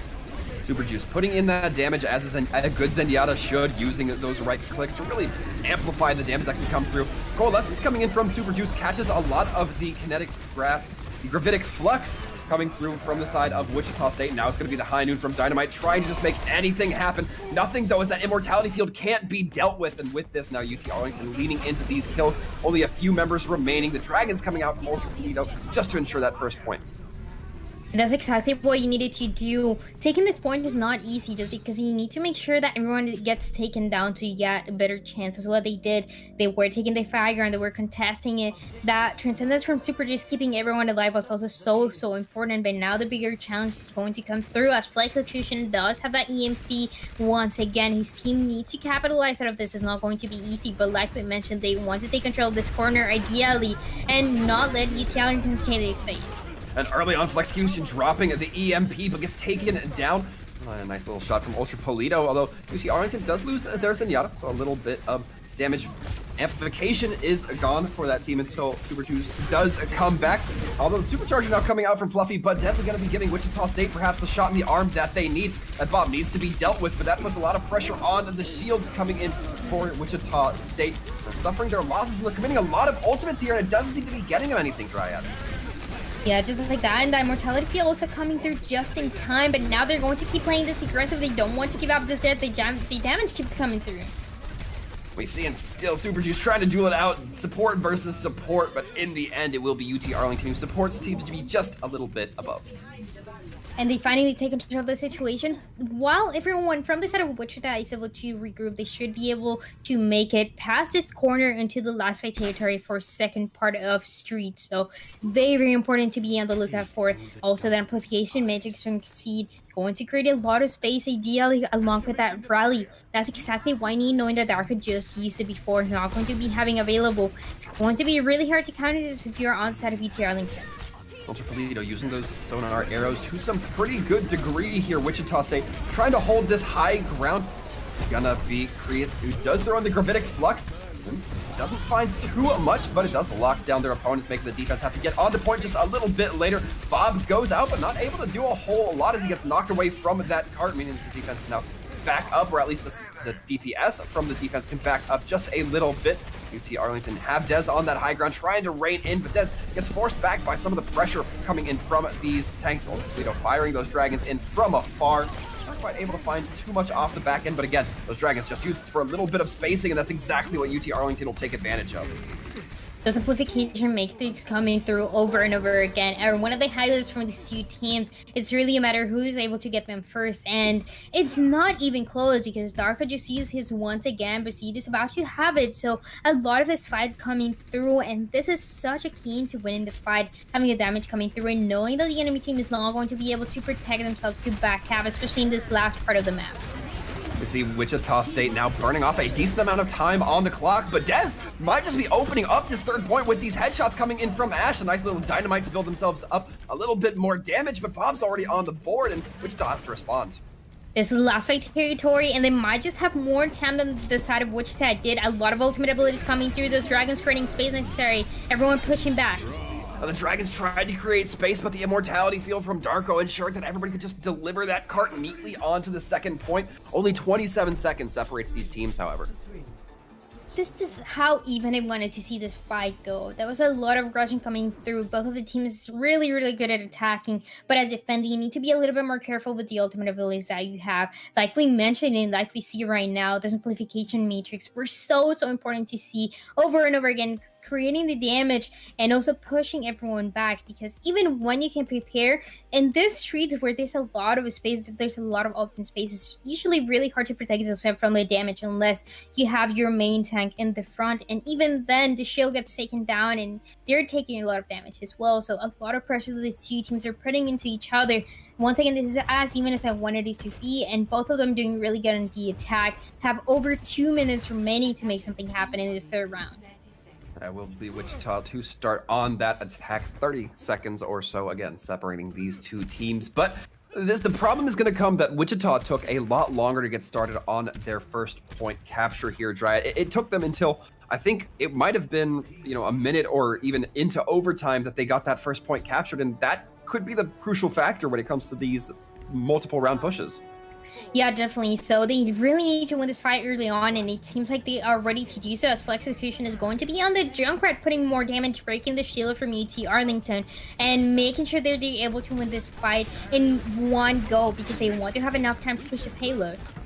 We'll see exactly how Flexecution operates with the pipe bomb throwing maniac, but we look ahead, and Wichita State going to be looking to take high ground. They get set up rather quickly, and already the shield from Arlington taking quite a bit of damage, but not so much the players. However, on Wichita State's side, it's going to be quite a few members who are forced out to rotate. Tomato Lord manages to catch Flexecution, and now things are looking very good for UT Arlington. That Junkrat, a lot of their shield pressure has been relieved. Now they continue to rotate onto this high ground. They want to make sure that nobody is able to wrap around too aggressively on them. And the fact that they take this high ground on the other side is really good. But now, for the attackers, it's a really tough situation because UT Arlington is really expecting them to be there. They're going to have to regroup to wait just a few seconds, and this is not what they want when they only have 1 minute remaining. Oh no, you can't let Flexecution wrap around you like that. It's a good way to open up a lot of damage. However, Arlington perhaps taking advantage of the fact that Flexecution looking just a little bit dead there. They may have been going for a hard reset, but it's actually going to be the pause coming through. Yeah, and with only 50 seconds remaining, this is not looking too good for the setup, which this means that we're going to be having one last fight happen for them to try to take the payload, try to start moving it into the streets phase. And so far, the defense that we saw from UT Arlington has been ideal, definitely making the changes necessary and adjusting to what they need to compare to what we saw in the first round. Yeah, I mean, so far that is just such a brutal spot to have a pause, right? Not only are you, having a pause in between games, I'm just getting word that apparently there's 3 disconnects. So you're losing the ultimate charge of 3 players. You're losing the fight. You have to rush just now to get to the point to make any sort of progress. And you still have to get at least 1 tick to make anything count. That is such an unfortunate spot for, I believe it's Wichita State. Yes, going to be Wichita, and like you mentioned, not an ideal situation, knowing, like we were mentioning, only 51 seconds remaining for them. So even if they try to make the comeback, they're not going to be having any ultimate ability to use for them. And only having 3, knowing that the defense has been farming those abilities, trying to build them, trying to put a lot of damage, is not going to be easy to make a comeback too. That certainly won't. We will be getting these players' connections resolved here shortly, but we're going to be taking it to a quick break just to make sure that everything is tip-top for you folks. So be sure and stick around to conclude Nimbani.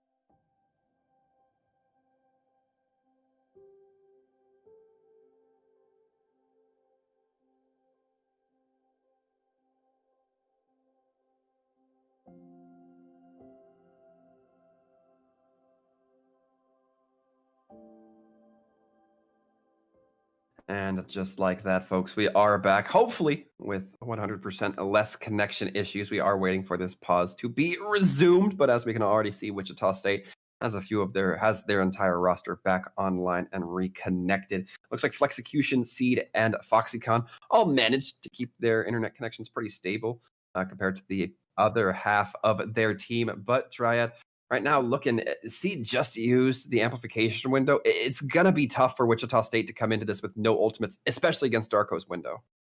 Yeah, and especially because they got taken down right away. So last fight territory. The good thing about this though is that they will be able to recoup a little bit faster and have a last chance. And yeah, even when the ultimate abilities are not going to be available for Wichita, it's important to mention that UT Arlington doesn't even have that many to count on right now. That flux needs to be built by creeds, and that's going to take a little bit more time than just one fight.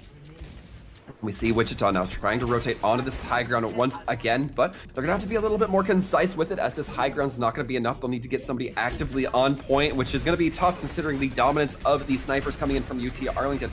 Ultra Polito throwing in the storm arrows, trying to get something, builds up the Dragons, now sure to be sending it onto point or across the bow shortly enough. We see now progress being ticked up for Wichita State. Amplification Matrix comes online. Both tanks taken down for Wichita State. The rest of their team soon to be cleaned up as well. Overtime gonna be burning down. That's gonna be Flexecution trying to dive for the point, but falling just short. Dez getting just 2 kills, and also Bob helping so much as always. Just like that, the defense is able to hold, and Wichita not looking too strong to try to hold here, knowing that there's a lot of time remaining for UT Arlington to make something happen. 2 minutes, 27 seconds. That means about 3 fights that they're going to be available, and the difference between these two teams so far is that, yeah, like you mentioned, Wichita usually struggles a little bit more at the beginning, and even when they're able to push the payload to move it forward, they will spend a lot of time trying to figure out how to make the initiation and those early picks. But UT Arlington was a team that so far they were able to really know how to engage. And if they're able to use it, their only one take is going to be needed to win this map. We will only need that one tick. The question is going to now be, can Wichita have as good a defense as Arlington, or perhaps a little bit better, considering it'll need to be for a longer time bank, perhaps one fight more. But UT Arlington in a very advantageous spot right now, Dryad. Yeah, like we mentioned, and I'm curious to see what of the heroes they're going to maintain if they go with this recent Sigma. They have a lot of protection with the shields. That means they want to take the high ground and know that they can win this fight coming through, especially just because for the set of Wichita on the defense, even though Dynamite is able to get a few picks, and he's really good mechanically with the McCree, it's not as good to break the shields as we have the composition for UT Arlington. We're going to have the Siena, the Baptiste, the Ash, also the Hands especially, and Sigma, everyone available to break the shield and just push forward. We'll see if UT Arlington can use those tools to sharpen their kits a little bit here, already taking up onto that high ground. But Wichita State looks to contest them right immediately, face to face. Tomato Lord taking a bunch of damage, and UT Arlington suffering the loss of Dez. That's certainly going to put the hurt on them. Tomato Lord no longer able to provide a shield. Now going to be up to Wichita State whether they want to push up. It's going to be Kellickdale trying to, but just going to be backing off if they can't find too much. They have to force themselves to go back to regroup as soon as possible if they want to have another opportunity, which they still do. But it was a really good job from Flexecution, all the way in the back, excellent positioning, knowing that he wasn't going to get picked right at the beginning, and able to get those headshots, just knowing how the positioning should work for that hero.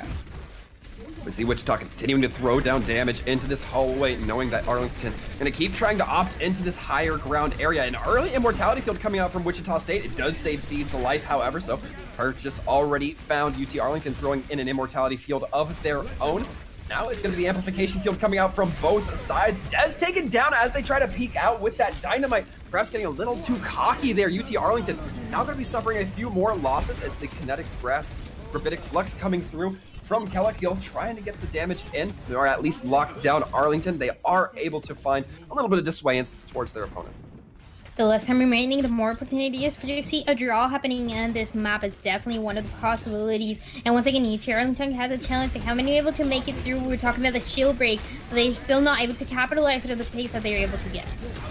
We see UTA really trying to push up here. This is looking like close to last fight territory creeps. So close to the gravitic flux coming online. Looking like they're peeking out, seeing if they can find any opportunity for it. Seed gets taken down, no immortality field. And now the Dragon's going to be cutting off a lot more of UT Arlington. As now Wichita State looking to lean in, push ahead, especially with that Sigma coming through. Creed's able to get the gravitic flux kill on the 2. And it's looking like UT Arlington may just have the manpower to break through this first tick. In fact, they will. And now they are up 2-0, but I would say so far a pretty competitive 2-0.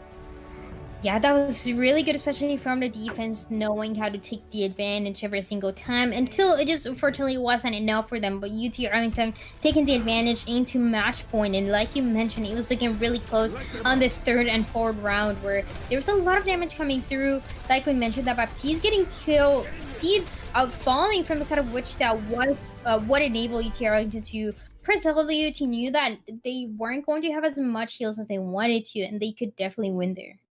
Yeah, so far looking very, very good here. I mean, even for Wichita State, you know, there were moments where that defense was looking very, very solid for them. They weren't quite out of the weeds just yet.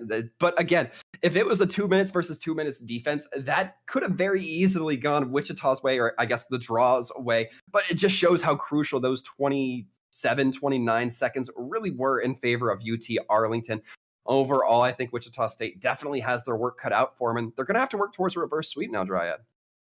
And a reverse sweep is definitely not easy, but one of the possibilities, especially for Wichita, where every single map that we've seen them, they look a little bit closer to try to make that comeback. So it might be next map what they need to take the victory and to get a few more wins in their pocket.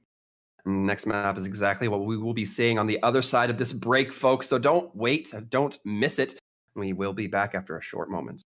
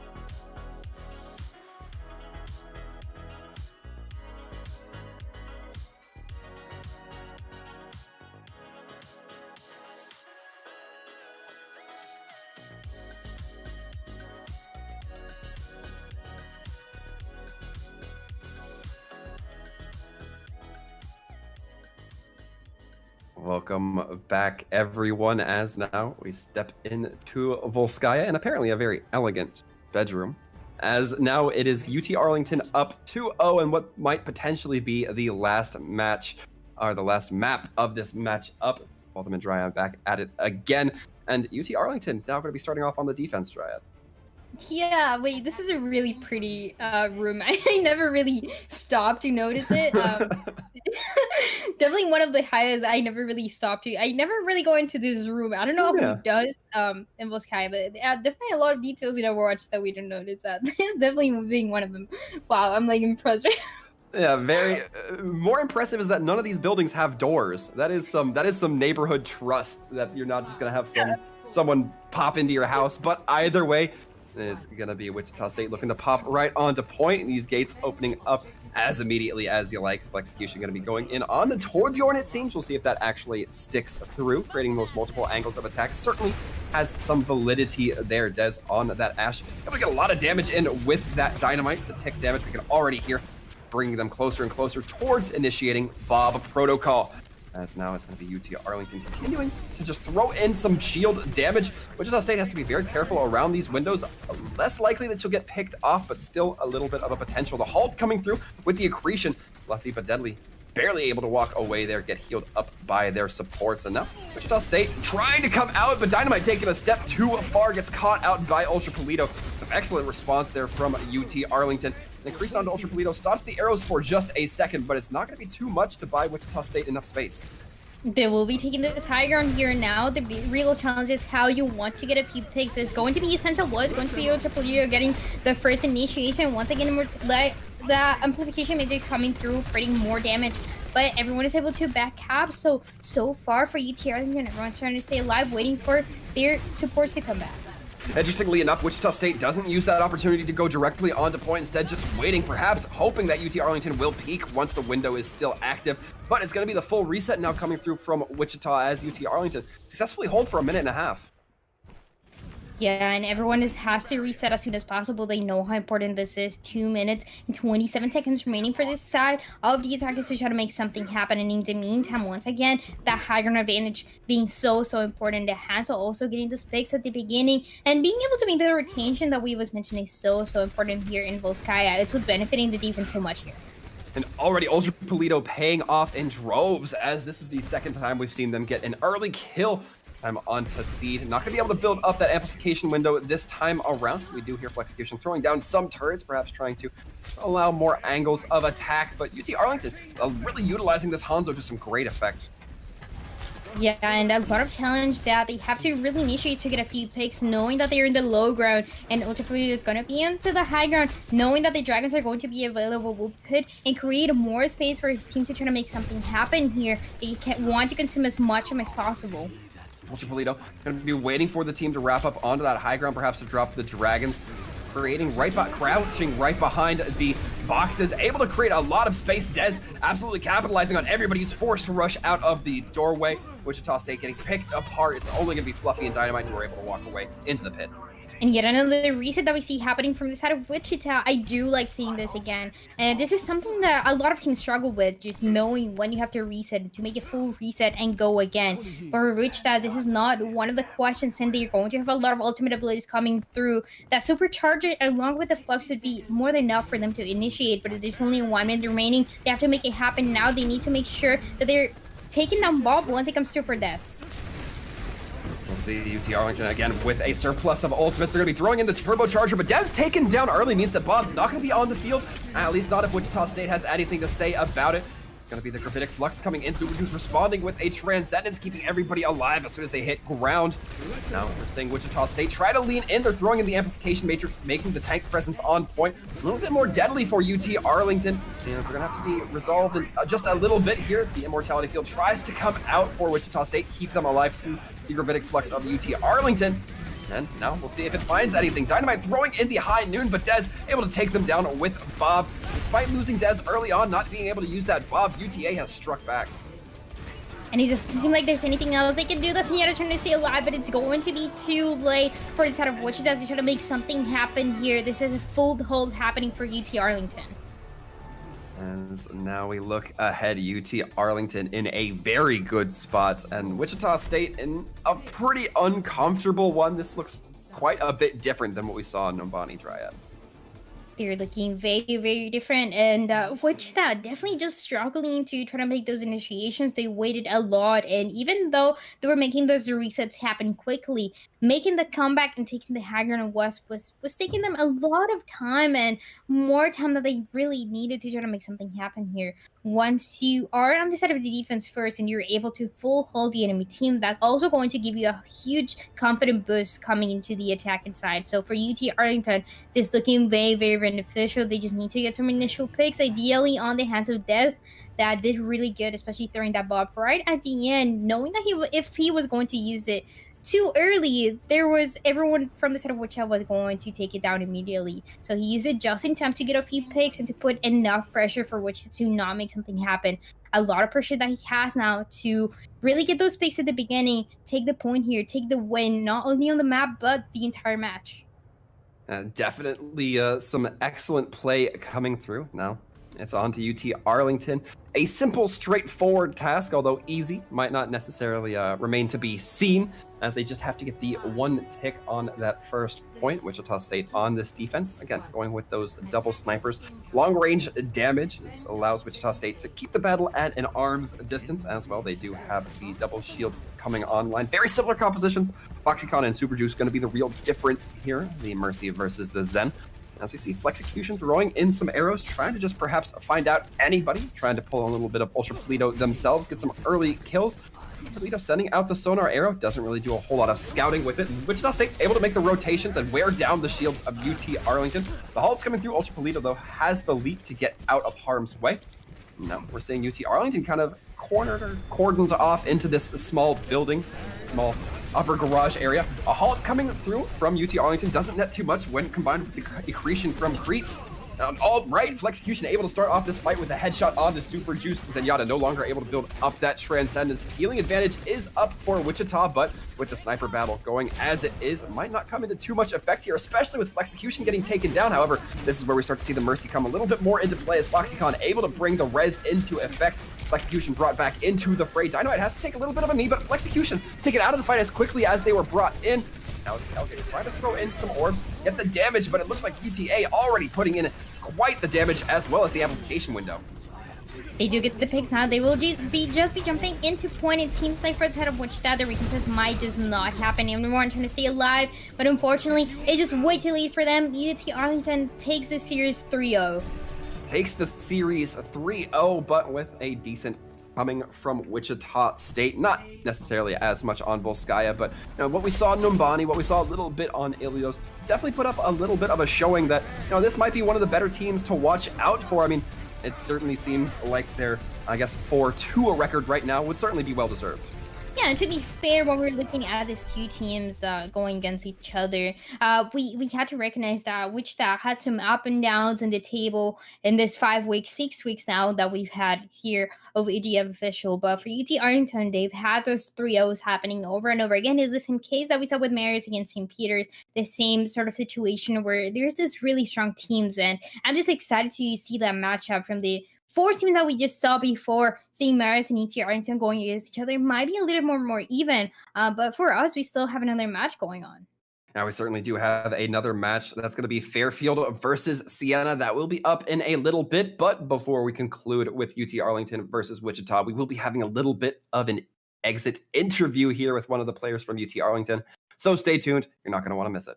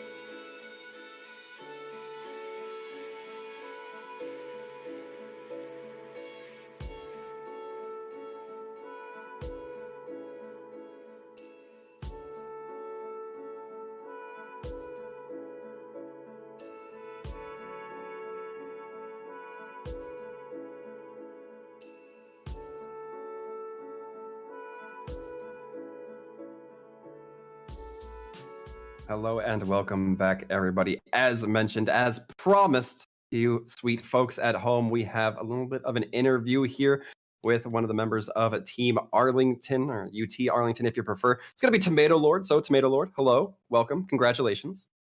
Hello, thank you. Now, we have a few questions here for you. Now, I want to start off because, you guys started off in a pretty good spot on Ilios. We saw you play a little bit of the wrecking ball there, and it seemed to me like your coordination with your Sigma was really well in tuned. Was that something that's a little bit more intrinsic on your end, or something that your team worked on as a whole? I play wrecking ball quite a bit for the team and just in comp too. So it's something I'm definitely used to working with my other tanks. But we've definitely practiced that comp quite a bit, so we've definitely built up that synergy. Yeah, and tell me a little bit about how your team decides to play different compositions, not only depending on the map, but to counter the enemy team. The closest map that we saw from you when also going at one Wichita was Numbani, where for the first part, at least for the first 2 rounds, it was looking very even. Is this something that you discuss into going to the third, fourth round into maybe we have to play something else, or is your team confident on your picks? Yeah, no, we just kind of pick based on what they're playing. I think, especially on Numbani, we started out with me playing ball, but since they had the Sombra and they were just hacking me a lot, it just made more sense to swap to the full double shield comp. And from there, we just kind of mirrored, and I think that worked a lot better. Yeah, and one of the things you highlight is that your team has been doing really good so far, has been really dominant going against other teams. So tell me what's maybe one match that you're looking forward to that you think is going to be more of a challenge for your university? Well, I'm not too sure. I've heard tale that Marist is pretty good. I'm not sure when we're going to be playing them, but that seems like one that to look forward to, maybe. Definitely no. I'm going to be keeping my eyes out for Marist versus UT Arlington here in the future. Not sure whether it's near or distant, but either way, I think that is about all we have for you, Tomato Lord. We want to thank you for coming on, answering a few of our questions. And as always, we like to give you the opportunity to give any shout outs. Just shout out to my team for just keep going, and we work hard, and just nice job, everyone. All right. Well, you heard it here, folks, from the Tomato themselves, the Tomato Lord, if you prefer. Tomato Lord, once again, thank you very much, and congratulations of your win over Wichita. Thank you.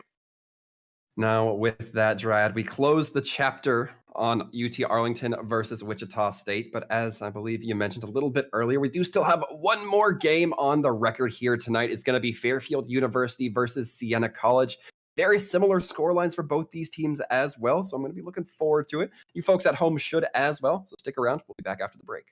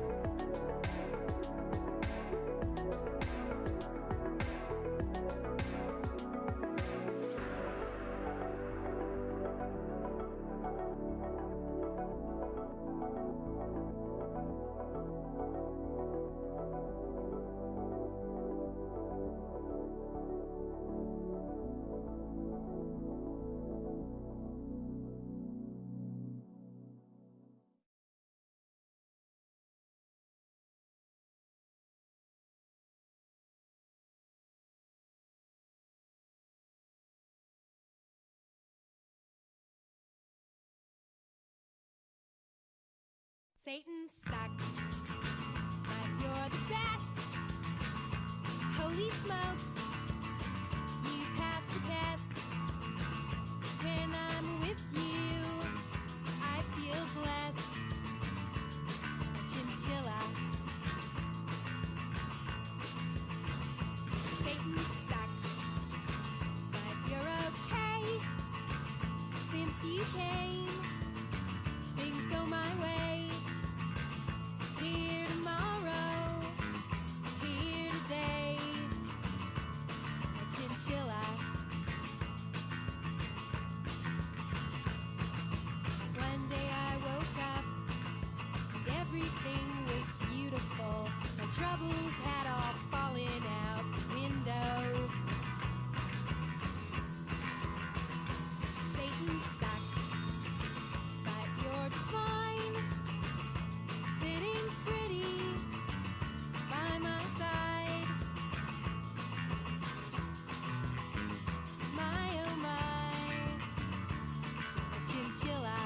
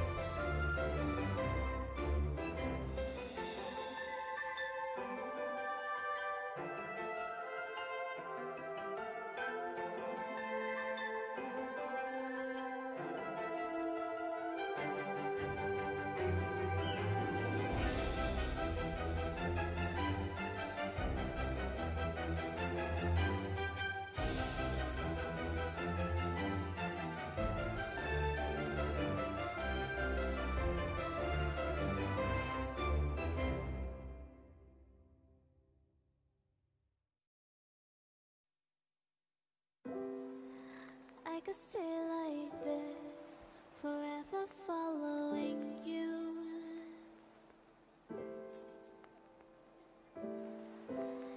Just don't get too far, and I'll be right where you are.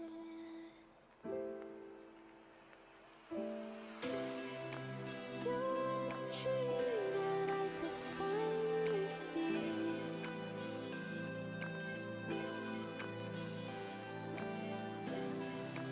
I just want us to always be, to always be.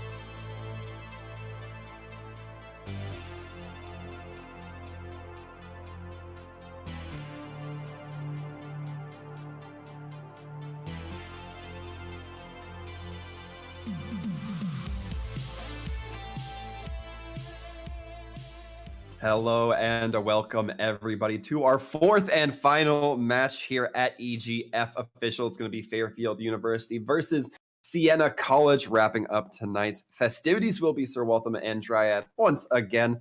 Dryad, these two teams, they're not the best teams, but they do have very similar score lines. Let's talk about that. Yeah, that's right. So both of them haven't really been doing too good here in EGF. And they had some wins, but definitely doesn't seem like it's enough to be on top of the table. And even in the mid-table, they're definitely just the bottom, trying to get a few more wins here. And it's definitely a possibility one of them has to take the victory out at the end of the day. At the end of the day, it will be at least one of these teams getting to, well, exactly one of these teams getting 2 wins on their board. Fairfield has a 1-4 record right now. Siena has a 1-3. So obviously not the best stats we're looking at statistically. It's like a 20% win rate to a 25% win rate. But again, both teams going to be looking to crank up those numbers as much as possible. And, we talked a lot about, the closeness of the other games, but this very well could be the one where we see it perhaps go multiple maps. Yeah, because we started seeing a match that was very uneven compared to the two teams. And in the second match that we saw Arlington against Wichita, it was a little bit more even, but still a clear win for the side of Arlington. And now this is a time where we're the less sure of who's really going to take the advantage, just because the scores that they had before are so similar. And it seems like, once again, like DSR and everything that has to do with the players, the mechanics and everything is very, very close.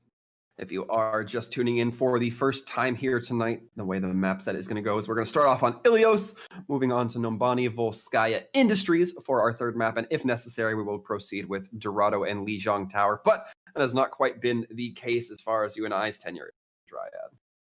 Yeah, definitely. It's usually a lot of 3-0s that we see happening. We never go into the 4 map as much as we would like to. But like we mentioned, for Siena against Fairfield, it is one of the possibilities just going to at least a 4th map, just because of how even they are. And this is going to be defined also the level that these two teams are at, starting in Ilios.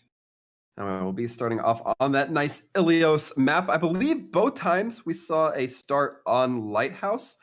So we'll see if perhaps we see Ruins this time tonight. We have not seen it yet between the last two teams, Arlington and Wichita, or Marist versus St. Peter's. But maybe a nice opportunity to shake things up here. I'd like those long sight lines, but as we now see the map get revealed, it looks like no such luck, Dryad, of course. Yeah, I actually really like Ruin, so we're stuck with Lighthouse, but it's also really good map. But the action that happens in Ruins when you're able to play other positions is always fun. But here you're also able to do the same. Like, we've seen every single match I've seen today, none of them has been a mirror match, and that means that teams feel comfortable playing a lot of different heroes, a lot of different compositions. Just like we see Siena right now are going to be on the dive, Fairfield is going to be on the brawl style, and usually it should be a little bit of an advantage here coming for Fairfield, but the real challenge will be taking the high grounds that Siena is going to do really well. So a lot of support that is going to be needed to get the first point. You already see both of these teams going right at it. Sentry going to be diving in deep with the Winston, not quite able to find too much as Wrench gets the capitalization onto CJ Paul, and now Fairfield takes an early advantage. The knockoff onto Vager, gonna be launching that May off the pit, and Wrench soon to follow, but it's gonna be Fairfield who's so far maintaining a dominant position on point.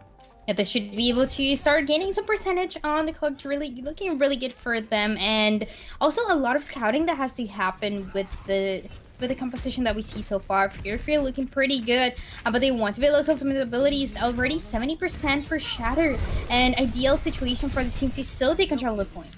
Some great aspects. Going to be getting the hack onto the D.Va, so Siena have a little bit of difficulty pushing in, and because of that, Sethri capitalized upon is going to be that Wisdom Bubble. Not able to withstand so much damage. CJ Paul trying to throw in some concussion mines, but that Zarya from Wrench can be absorbing all that damage and put it right into their own pocket, as now Adric looking to hold off Siena College, who are trying to lean through this small hallway, but not going to be able to find too much with it as Fairfield starts to wrap around.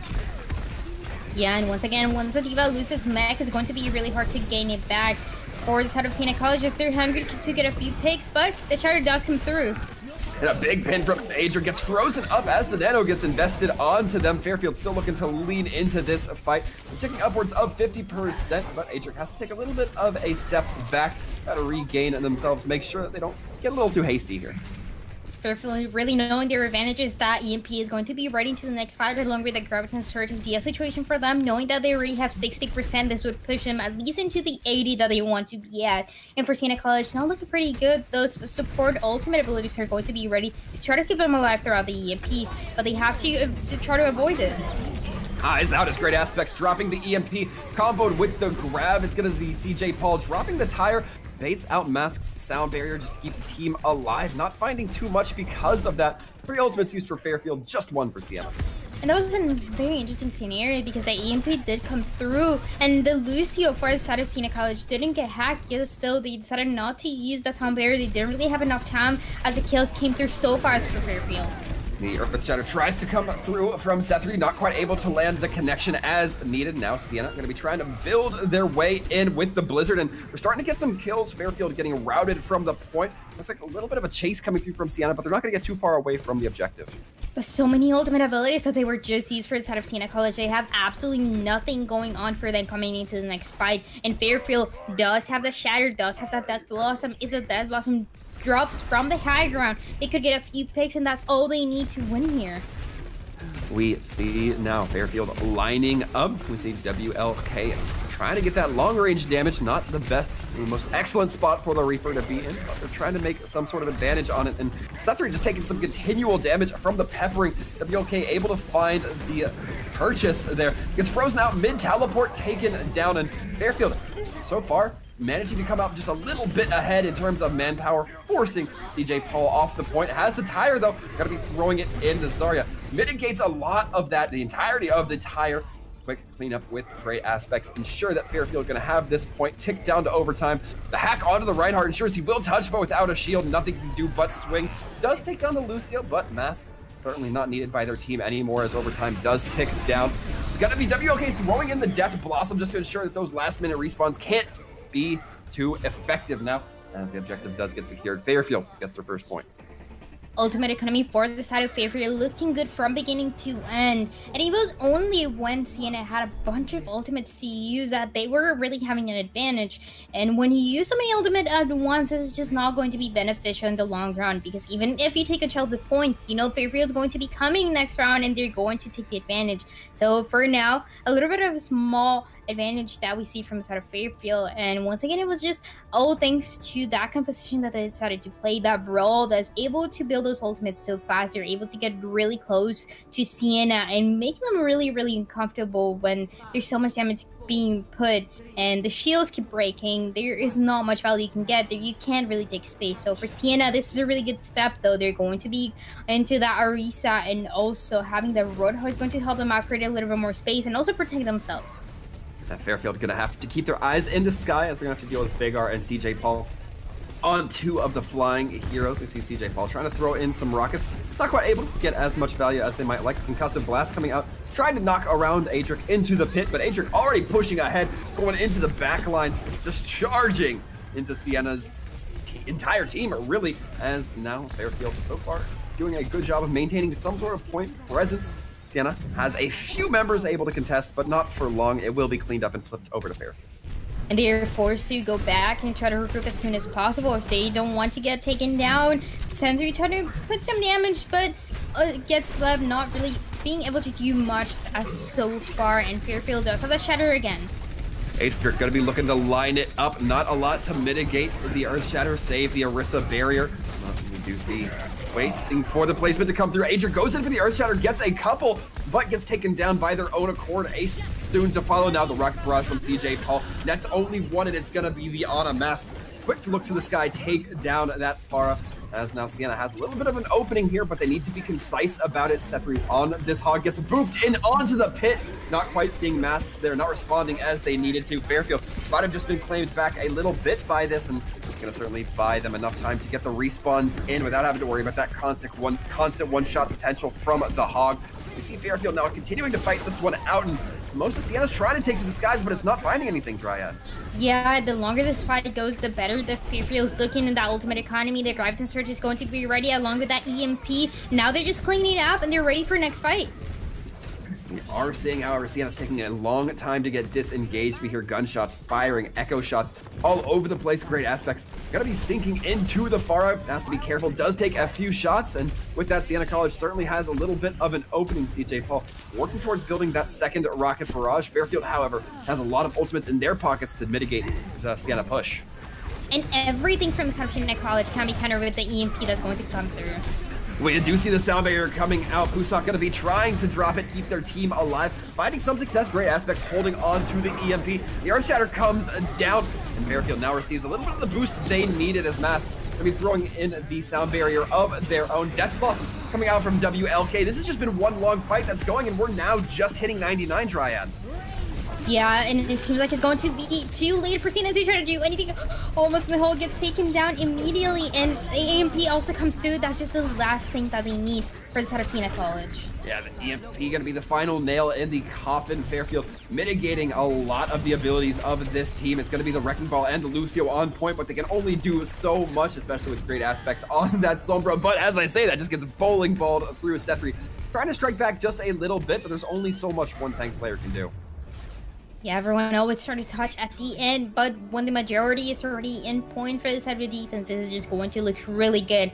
That's exactly what we just saw from Fairfield. Now they're 1-0, looking really good so far in Ilios. Yeah, absolutely. Fairfield just dominated, especially that fight on Wealth. They gave no quarter to their opponents. Just absolutely pushed ahead and cleaned up the field. Just they allowed those fights to go on for so long because they knew that it worked exactly in their favor, Dryad. Yeah, definitely. And the biggest mistake for Siena College is not really knowing how to counter the brawl style composition that we saw for the side of Fairfield, where you don't want to get the closure that Fairfield is trying to look for over and over again, because heroes like we saw Sombra, we saw Reaper, that Reinhardt also saw you need to be really close to your enemy to get any value, to get any percentage for your ultimate abilities. And Siena College was getting really close to them without even getting any value out of this. This just enable Fairfield to take the advantage over and over again. So if we're going to other map, especially when we're going into Numbani, I just want to see a different composition and more of a counter style from the side of Siena. Now, we'll see if Siena can perhaps adapt some of their play, but so far Fairfield just looked dominant there, and that kind of allows them to have this mentality of aggression. You know, we can kind of run the show a little bit here. So Siena really needs to put the reins on if they don't just want to get absolutely clobbered by their opponents. And this is why I always like seeing a brawl style composition being played, just because it really shows how confident the team is in each other, because you really depend on the tanks creating the space necessary and also the DPS putting the damage through, for example, the Reaper. And it's just a lot of other compositions where you have to play a little bit slower, for example, Dive, where you have to have the scouting happen, have the scouting phase happen, and then you go into really diving into the targets that you want. So it takes a little bit longer, but for Brawl, you're just going, you're getting the kills, and you regroup, and you go again. And we will be going again now as we look towards our second map. I'm hearing the sounds, the music of Numbani, but we are not quite ready getting the teams. Just that opportunity to get connected, get settled in. Do you think we see a lot of change-ups from the compositions as we look ahead, Dryad? I think it's definitely one of the possibilities, but for Fairfield, I wouldn't really see a need into changing it unless they have those specific composition depending on the maps that we play. And we saw before when teams were playing that Sigma a lot just because it benefits the high ground so much. But from what they're hinting at us so far, we might just be seeing that Reinhardt Zarya being played from the side of Fairfield, and for Siena, that are going to be maybe making a few changes since you're attacking. Maybe that Reinhardt diva will come through. This is one of the metas that we saw the least this year, because you usually see a lot of the Ryan Zarya, or you see the Winston diva, the Wrecking Ball diva, but this combo is more of a hybrid that it's very specific and only works in very specific scenarios, and for Siena, this might be one of them. Yeah, I'm hoping that the concept here for Siena is to use that diva to kind of finish off anybody. CJ Paul might get dangerously low with that Ashe. Diva can be a great finisher if she catches someone out, as well as just providing a lot of heal, which I'm sure Nourishment will greatly appreciate. However, as we look towards Siena coming out of the spawn gates, CJ Paul immediately trying to take to WLK, not able to find too much damage, however, missing a few of those shots while WLK continues to rain with that automatic fire from on high. As now, Fairfield continues to notice the rotation coming through from Siena. Siena not perhaps making the quickest rotation, but we do see them eventually make it up towards that high ground area, as now Siena are going to be seeing them push up and over, at least attempting to go over. Sethri taken out of the D.Va mech. That's going to mitigate or prevent a lot of that damage mitigation from coming through. Sethri, knowing that their team not going to have that tank effectively, has to back out, especially with Ace going down. Fairfield already getting the Earth Shatter, dropping it in, and with this, Fairfield looking very clean on Numbani. So far, looking really good for the side of Fairfield on the defense, and we're at a point where I don't think the D.Va is going to work for the side of Siena. I want to see something else. The D.Va is going to get countered, and that's exactly what we happen now. We're going to be seeing this RA being played. I believe they decided to go D.Va just to try to find where the Sombra was, if Fairfield was going to play one, but once they realized that the WK was actually going to be on the Soldier and Great Aspect was going to be on the Symmetra, there was not really need to having a D.Va. So this is a better opportunity for them. They just need to make sure they get some initial picks. Fairfield will have that barrier on the line, so Siena might have to keep eyes peeled just a little bit here. We're going to be throwing in the Valkyrie, but the Valkyrie's not going to mean much when Zodiac able to land a big bio nade. Nursement going to be throwing out the nano boost. And it's going to be Ace swinging in heavy, trying to get the damage, prevent those healers from dropping. It's a big pin coming in from Adric that doesn't land themselves too much, but lands them in an uncomfortable corner. And now Siena College to start to get some point progress up, ticking towards that second. The immediate value of playing that brawl style competition. They play really aggressive. They just walk into Fairfield, and Fairfield was definitely not prepared for this. But now the next fight is going to be a little bit more challenging, knowing that the Nano Force Zodiac Killer is going to be ready. Wrench is going to be having that Graviton Surge, and if they can push forward here before the payload moves into the corner, that would give the defense a really, really good spot. And it seems like Siena is going to be in the Bastion, actually.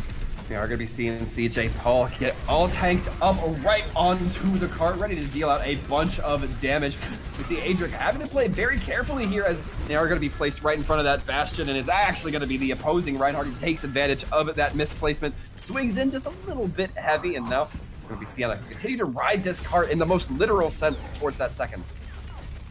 Bastion just pushing forward on the payload, looking pretty comfortable. No need to keep moving as long as the payload keeps moving. He will be doing so as well, but the Graviton has to still be used. And now there's a bigger challenge to try to counter the Bastion. A little bit more dive style has to come through, and Great Aspect just because that will be going to the Sombra again. A worthy option here, given that Fairfield just has to get one hack on the Bastion to really remove a lot of that threat, but they have to get in position first, and Fairfield's not even going to try to contest that second point capture. They will, however, send the Zarya in a little post-facto, as now the sound barrier coming in from Masks, trying to keep their team alive. This is a really weird fight timing coming in from Fairfield, but they do get the hack onto the Bastion. A little bit of unexpected pick, definitely, and Fairfield is trying to still figure out how they want to adapt to it. Wrench is going to be also on the D.Va. They need to have that dive style in the last fight territory if it needs to happen. Adric has to go into the Winston again, and the Bastion is just unstoppable right now. Certainly is, especially as that tank configuration comes out. WK going to be getting the nano boost, throwing in the tax visor as well. Takes down CJ Paul, has to back out, try to avoid the giant shield from the Reinhardt, and the rest of Siena trying to push up with them. We now see the Gravitic Flux coming up from Sethri, who takes down 2 with the mere lift. Now Zodiac Killer and Masks not able to heal their team. It's all going to be onto that Biotic Field coming in from Soldier, as well as just damage mitigation. Your Shatter tries to come through, but Adric, but it's counter-shattered by Ace. Now it looks like Siena College are on a straight ticket to winning. Numbani, they just need to keep managing these spawns. Vager has the Death Blossom online, will use it just for a little bit of that point clearance, especially once the D.Va Matrix is removed from the fight. And be pushing up towards that Zodiac Killer. We do hear Ace, or CJ Paul rather, in the backlines. Set up top, ready to just set up a shooting gallery. Nobody from the side of Fairfield can contest this. This is so brutal, Dryad. There's so much action going on, and also Bastion and the Hag are not looking really good for the side of Fairfield. They keep coming back, trying to delay this to happen a little bit longer, but it seems like it's just not going to be possible. Last opportunity for them, but there's so much damage once again coming through. The Lucy also trying to make it. Lucio tries to make it, but she can't stop the Death Blossom as it comes through. Vager takes down a 3. It's now just going to be the tanks for Fairfield. That D.Va, though, going to buy a bit of time as the D-Mech and Baby D.Va form will buy just a momentary respite, as now Great Aspects able to tag in, gets taken down almost immediately, though. It's going to be WLK now coming in on the May, and the stall from Fairfield has been incredible. They are using these heroes to maximum effect. WLK finally able to be cleaned up, and with that, Siena College earns it in just under 3. And talking about unexpected, just once again, that Bastion was just something that Fairfield definitely didn't see coming. Now they want to have more time than Siena did, especially on the attack. And if they're going to be playing this brawl style, they also need to prepare for the Bastion being played on defense ideally. when we see Bastions on attack, they usually don't work. And I expected after WOK was able to take down the Bastion to see something else coming from the team, but they decided to commit to the Sierra. They actually got a lot of value out of it. Very, very unexpected. But one of the things that we see happening here in Collegiate, and it just puts another challenge for Fairfield to face if they want to win this match. Yeah, I mean, Fairfield definitely kind of got stopped in their tracks by the Bastion. I don't want that to sound too harsh, but it just looks like they weren't able to cope with the Bastion. It came out, and then on second point, Fairfield kind of evaluated it, had to withdraw, and by that time they had given up the entire second point. It was only really on that third point where we saw them start to put down a considerable defense that, you know, it really took them a lot longer than it probably should have. Yeah, and it's just that hybrid composition that wasn't benefiting them at the end because they wanted to counter the Bastion with a dive style composition. So you had the D.Va for this, but then you were getting directly countered by the Reapers. So it was a very tough spot, also not having the Winston at the end. Just put them in a lot of pressure. And as we expected, CJ Powell is actually going to be in the Bastion again. But for the defense, it should have a much better positioning. Even though we do see great aspects on the Symmetra, it seems like they will be trying to take the high ground as well and contest it. A smart choice here. A lot of teams can get very disoriented by the quick placements that Symmetra can offer. So Fairfield, pretty wise to take advantage of this if they're able to get the capitalization. Fairfield instantly taking up the teleporter. A big anti-nade comes through from Siena, but also equally matched by a big one from Fairfield. Fairfield, however, coming out a little bit more dominant as pretty much they just explode on the point, take it with one teleport. And just such a risky play to put the teleporter right in front of the enemy team. But they are able to make it work just because they have that brawl style that this is not something that you see happening so often. If you want to contest the high ground, you usually would go into a full dive style. For them, this wasn't really necessary. They're able to put so much damage on, and now definitely a tougher spot. This is why we now are not going to see the Bastion anymore. CJ Powell is going to be on that drunk run, also putting a lot of damage. WLK getting perhaps a little bit too ahead of themselves, but able to back out and instead takes down Sethri. Now Siena College have to play without their Winston Ace. Still going to be on that Reinhardt, so still a little bit of shielding capabilities that can come through. No ultimates to look ahead towards in this fight as this cart now starting to round the bus. Yeah, it looks like Siena taking a while to get regrouped. Yeah, they will be waiting a few seconds. They need those ultimate abilities, and it will be the amplification matrix pushing everyone from the side of the defense back. We do see the immortality field come out from masks right onto cart, keeping Fairfield alive for the time being. However, not a lot of damage going directly onto Fairfield. The Earth Shadow tries to come out from Adric, lands just onto Ace, who gets hit by an anti-nade. Now Fairfield in a very dominant spot as they continue moving this cart, and they're looking to build up a pretty strong time back of their own. Yeah, that was exactly what I was going to say. They want to have more time than this side of Siena did, and they're on their way to do so. Really good that they won this fight here. That means that the recontest will not be happening. And 5 minutes, 57 seconds remaining for third part of this map. Just an ideal situation for them. They've won every single fight so far on the attack. They have the ultimate abilities. They have the Silver Shark. They have those dragons coming from WLK. That should be more than enough to create space and to get a few picks from the back line. CJ Paul gonna have to play very carefully here on that. Widowmaker can get one shot by WLK as well. Widowmaker has a lot less health nowadays. You see Sethri trying to go in with the Primal with the Nano on top. Gonna be capitalizing on some masks. Eventually does get the kill, drops the bubble, able to get a lot of clearance. Now Fairfield finally being stopped for the time. 3 kills for this Winston on the side of Siena College, and they're looking pretty good. It just forces everyone from Fairfield all the way back. But one of the best things that they have in their advantage is that they didn't decide to commit to any ultimate abilities. They decided to wait it out. So now they're going to be having 5 of them, almost 6 with the Nano that's about to be ready for Zodiac Killer. This team just needs to poke a little bit more damage, and that should be enough for them to take the advantage to overwhelm Siena College. You can see Fairfield already building up a lot of damage with that Symmetra standard attack. We see great aspects of leaning into it and getting 2 kills off the back end. Has that proton barrier up. Only the Earth Shatter and Dragons use that fight. Yeah, only 2 ultimate abilities were used for the side of Fairfield, and that was enough to push forward. Now they will be taking the space into the corner, and this is last fight territory for them. For the side of great aspects, we're going to be seeing that proton barrier coming through. That should be enough to protect his team from the damage. We now see Fairfield dropping that amplification matrix, trying to get some sort of damage. And it looks like Wrench was trying to send out the D.Va Bomb from way back. but it didn't quite connect as it needed to. And now Vega are going to be on this Mei, trying to stall out, throws in the Blizzard, can't quite keep themselves alive, especially with Wrench eating it with the defense matrix. As we can see now, Fairfield has quite a bit of time on their hands.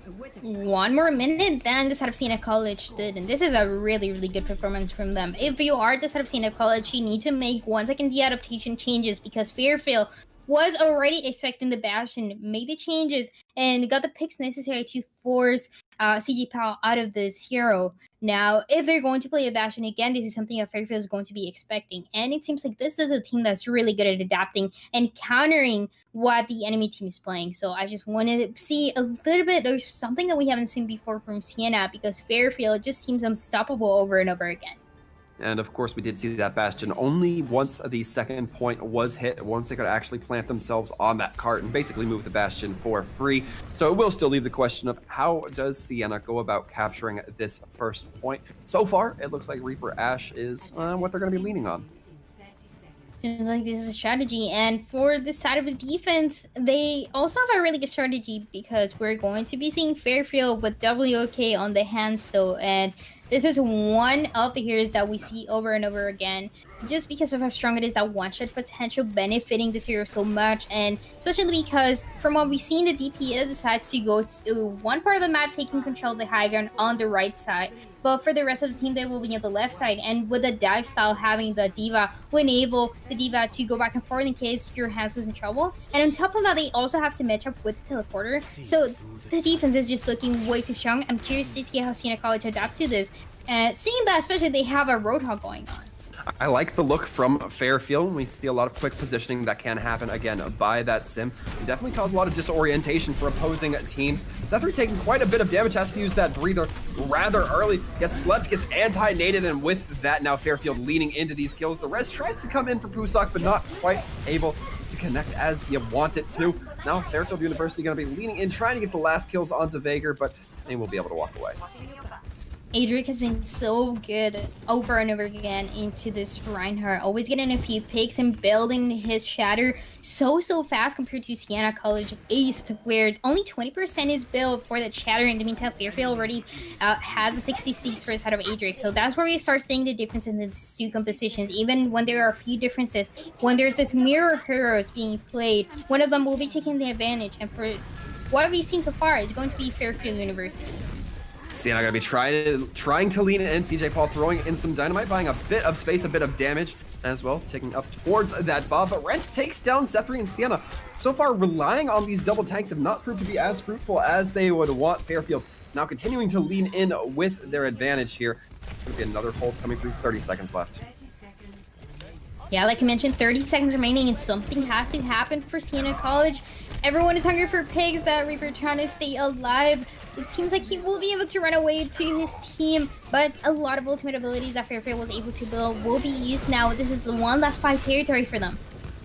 We do see Fairfield mitigating so far the jump coming in from Zephyr. We do see some point presence trying to make contact from Siena College, but Moira gets swung on by Adric. Adric from behind with the Earth Shatter just connects onto the Mercy. Pusak getting lifted up, driven into the wall. Now Adric receiving a nano boost to keep themselves a little bit more vitalized as well. Swing a little bit heavier as we now see Fairfield continuing to clean the point up. Just the Reaper, the Moira, who will now follow the Winston and Tracer, the last ones remaining. The question is, will Siena College be able to make anything happen with this? So far, it looks like CJ Paul not going to be able to, as Adric puts him into the ground with the hammer swing. That's going to be overtime ticking down. No progress made for Siena. The shatter at the end for Eric, getting that Mercy, was just the best situation that could happen for this team. They were able to capitalize. Once you lose your Mercy, you have absolutely nothing you can do. You're not going to be having enough heals, enough damage coming through for your team, and that's exactly what happened to Siena College. The contest could not happen, and this puts Fairfield in a really good opportunity where they only need 1 tick on the side of the attack to win, and they have 3 minutes 16 seconds remaining for them. So if they're going to be playing this brawl style again, they have to keep using that teleporter coming through, getting to the high ground, overwhelming Siena College, and that is the way that they have to win. And we'll see if they're going to be able to succeed at that. Fairfield, a decent amount of time on their time bank to get just 1 more tick on the board. Certainly an achievable goal if you're asking me. WLK just has to find perhaps that one opening with the Hanzo. There's so many ways that this team can really find that opening, Dryad. Definitely, and for Siena College, they want to hold the defense here, getting that one-shot potential from a lot of the heroes. They're going to be having that Drunkard putting a lot of damage, having that poking happen over and over again, but also just having ace on this Roadhog, helping the team so much. So there's going to be a lot of damage coming through for the defense. They want to hold it as long as possible. They need to make sure that they're also protecting their support to try to stay alive in the fight for as long as possible.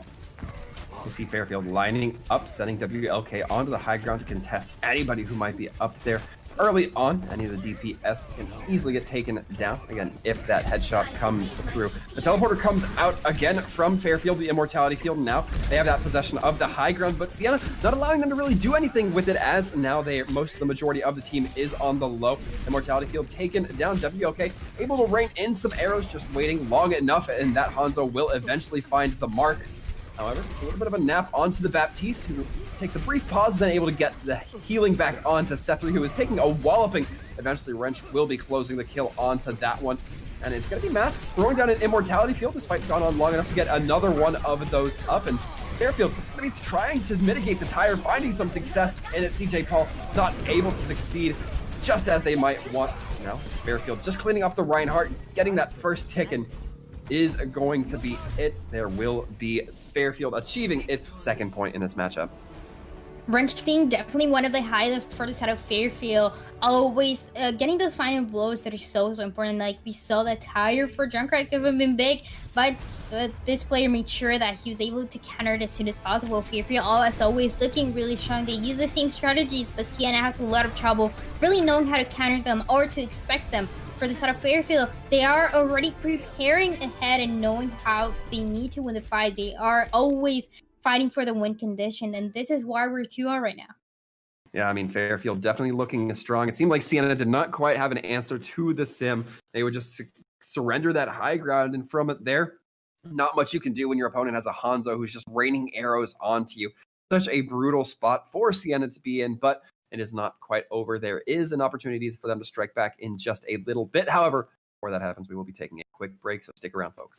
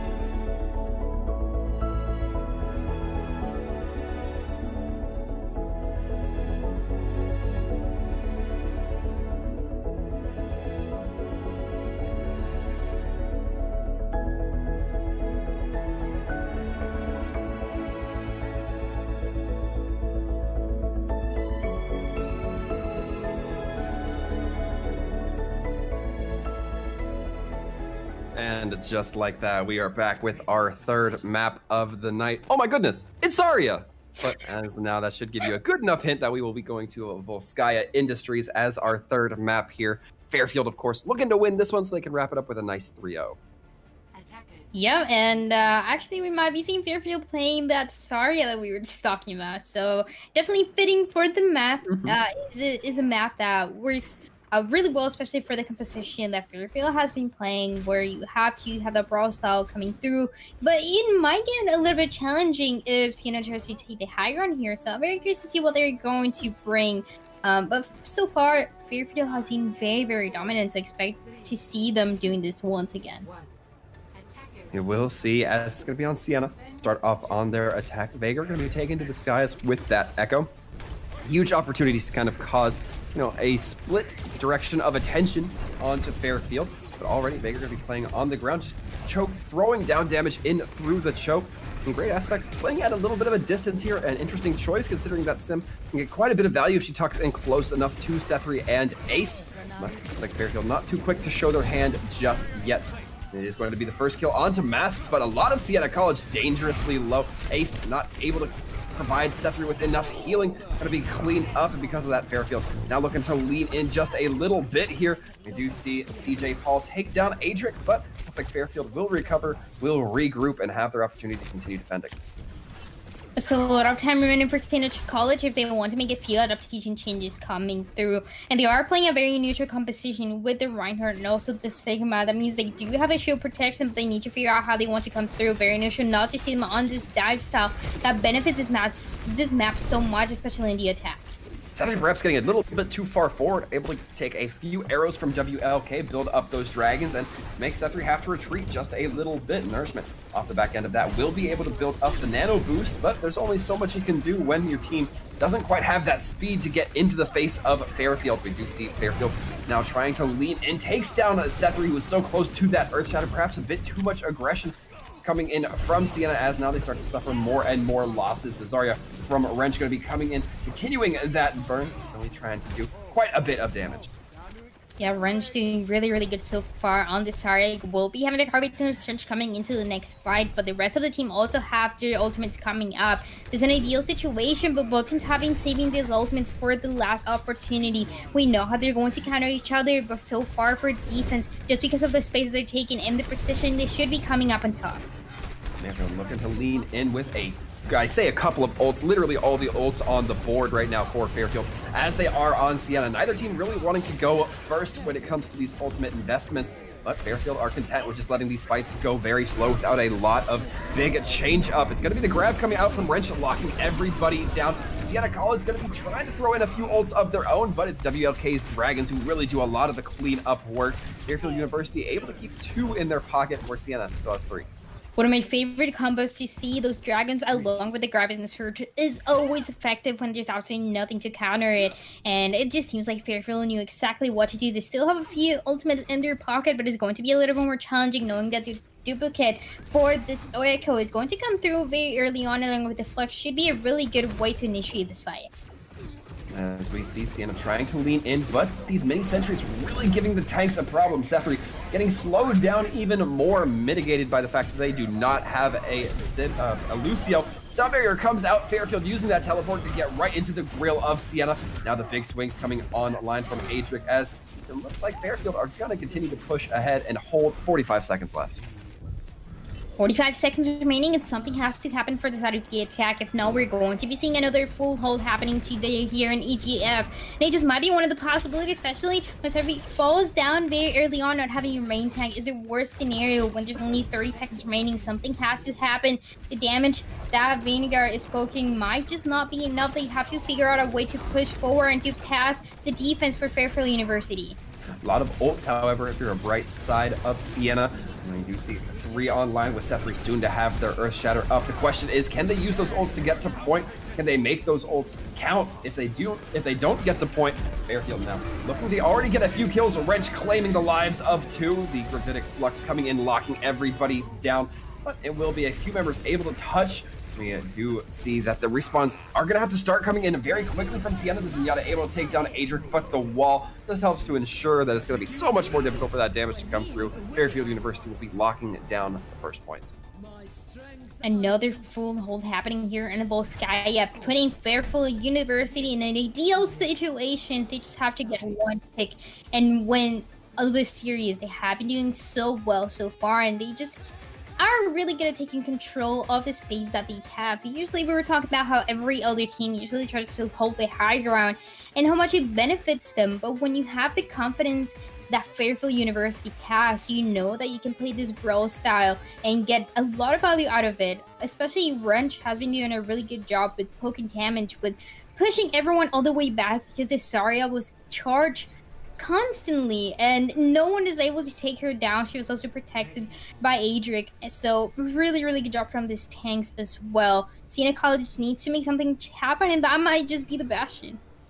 Well, the Bastion worked for them exactly once before. We'll see if it comes to fruition once again on Volskaya, but Bastion is a bold strat. You have to basically make sure that he cannot get taken advantage of through a Sombra hack, through some, extensive Diva Matrix, Sigma Kinetic Grasps, things like that.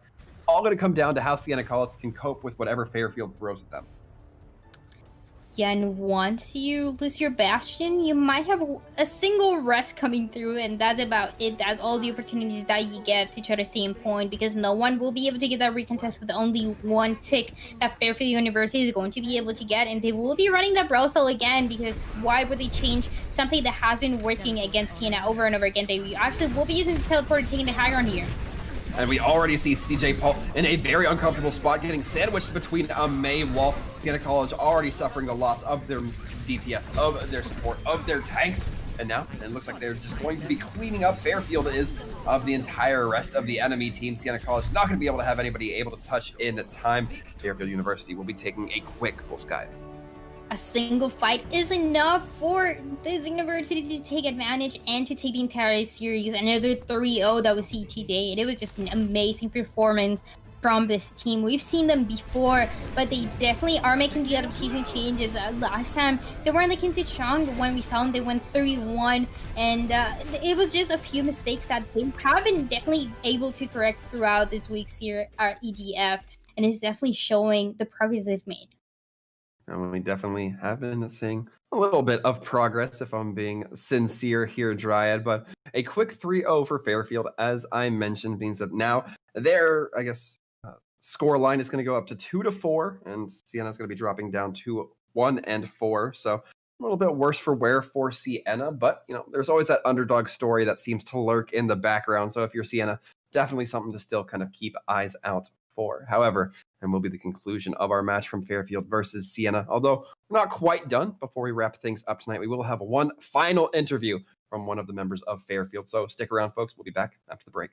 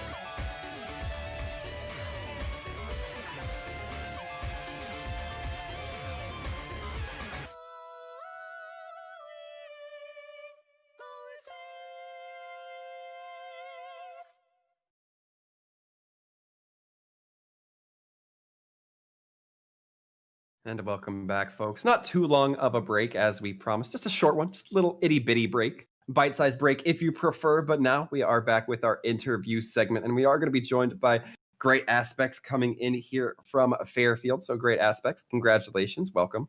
Thank you so much. Now, you were, of course, the Symmetra player for your team, and I want to get, a read from the mind of the Sim player themselves. Was your team kind of one that built a strategy around Sim, or were you a little bit more like, I'm going to play Sim, you folks figure out how to make it work?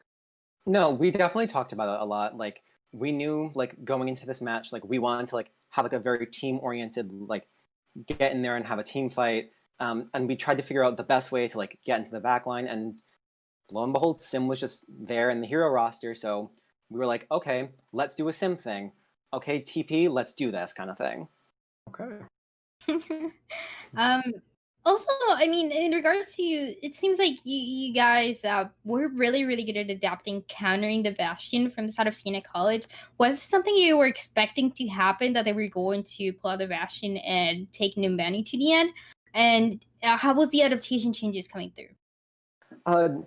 Definitely wasn't expecting the Bastion initially, but we had practiced this about trying to figure out what the enemy team was playing and counterpick them as much as possible. So that was just something that like came with practice of like, okay, talking through it with our team, like, okay, what do we think is going to work? How are we going to attack this? What strategy would we want to do?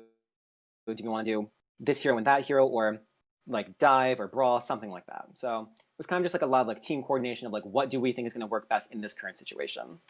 Yeah, you guys definitely figure it out. So from when we were looking at how you guys been doing so far here in EGF, you had some up and downs. This definitely being a victory that you are going to be benefited from. So how has the process been of getting used to your teammates, having that synergy going for you, really figuring out what compositions benefit your team, and now they're in week 6, you're able to get another victory for you. So how have you noticed that progress happening for you? Oh yeah. So the first week of the tournament was actually our first week playing together. We're a brand new team, so every week we kind of just get to know each other a little more, practice and really drill home all of the drills that we're doing, and just learn how we play together. And we're really trying to focus on like how we can all like complement each other and everything. So it's a lot of that. It's a lot of this like playing with each other, getting to know each other, and really like starting to build up being a team. So this win is really amazing. We're really, really happy, and Siena was amazing team. They are so great. So we're really happy that we won this game, though. All right. Well, fantastic. Great aspects. Thank you very much for coming into our caster's booth, answering a few of our questions. Before I let you go, I do want to give you the opportunity to, provide any shout outs, friends, family, whoever. Ooh, shout outs to my team. You carry me all the time. Shout outs to my family. They're really supportive. And yeah, I think that's just about it. Thank you so much for casting this game. We really appreciate it. So much fun to watch the VODs back. Oh, absolutely. Well, hopefully we're providing a little bit of entertainment when you guys are in your review sessions. But once again, great aspects. Congratulations over your team's victory over Siena College, and we'll look forward to seeing you in the next few weeks. Thank you so much. And with that, Dryad, we are about ready to wrap things up. It has been a little bit of a long day, but some overall some good matches, some matches that were very entertaining to watch. So very excited to see what happens next week. But folks, make sure you join us then. We're sure to bring you more collegiate Overwatch action. But until then, folks, be sure and stay safe, everyone, and take care.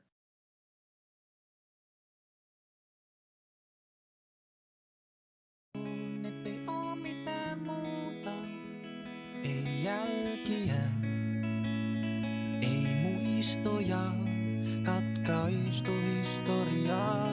Haluun, ettei tarvi katsoa, ei karttoja, ei kuvia tai viestejä unista. Just nyt tarvii. Just sun takia. Haluun, et käytät mua. Haluun, et voin antautua. Haluun, etten pysty juosta taikka piiloutua, kun meinaa tukehtua taas. Haluun, et käytät mua.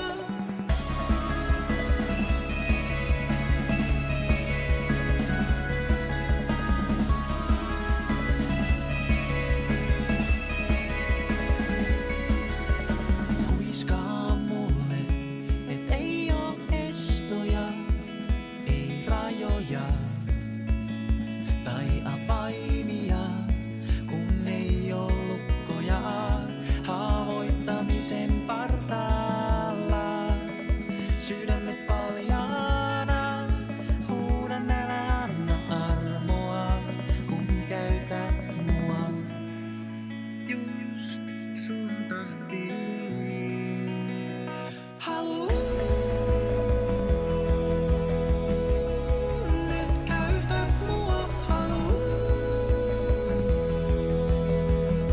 et voin antautua. Haluun, etten pysty juosta taikka piiloutua, kun meinaa tukehtua taas. Haluun, et käytät mua. Haluun, et käytät mua.